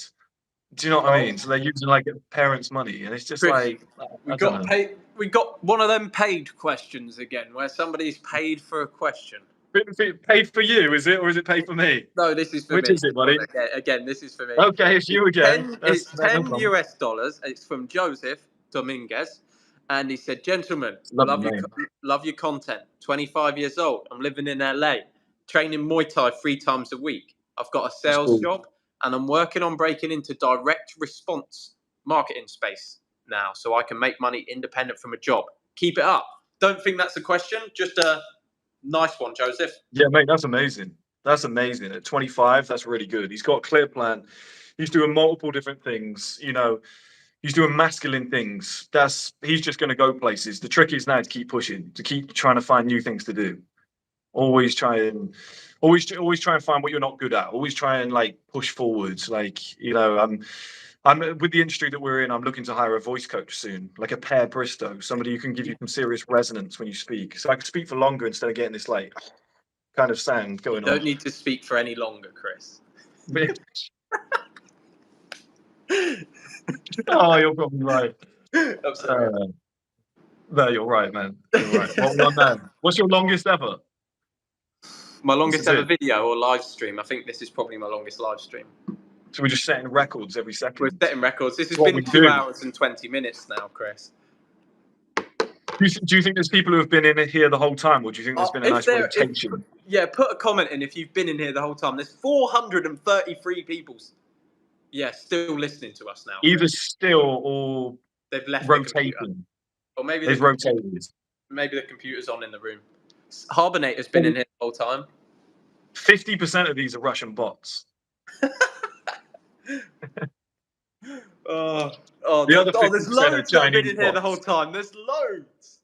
You guys are awesome. Man. I'm going to read some out because apparently that builds more trust with the audience.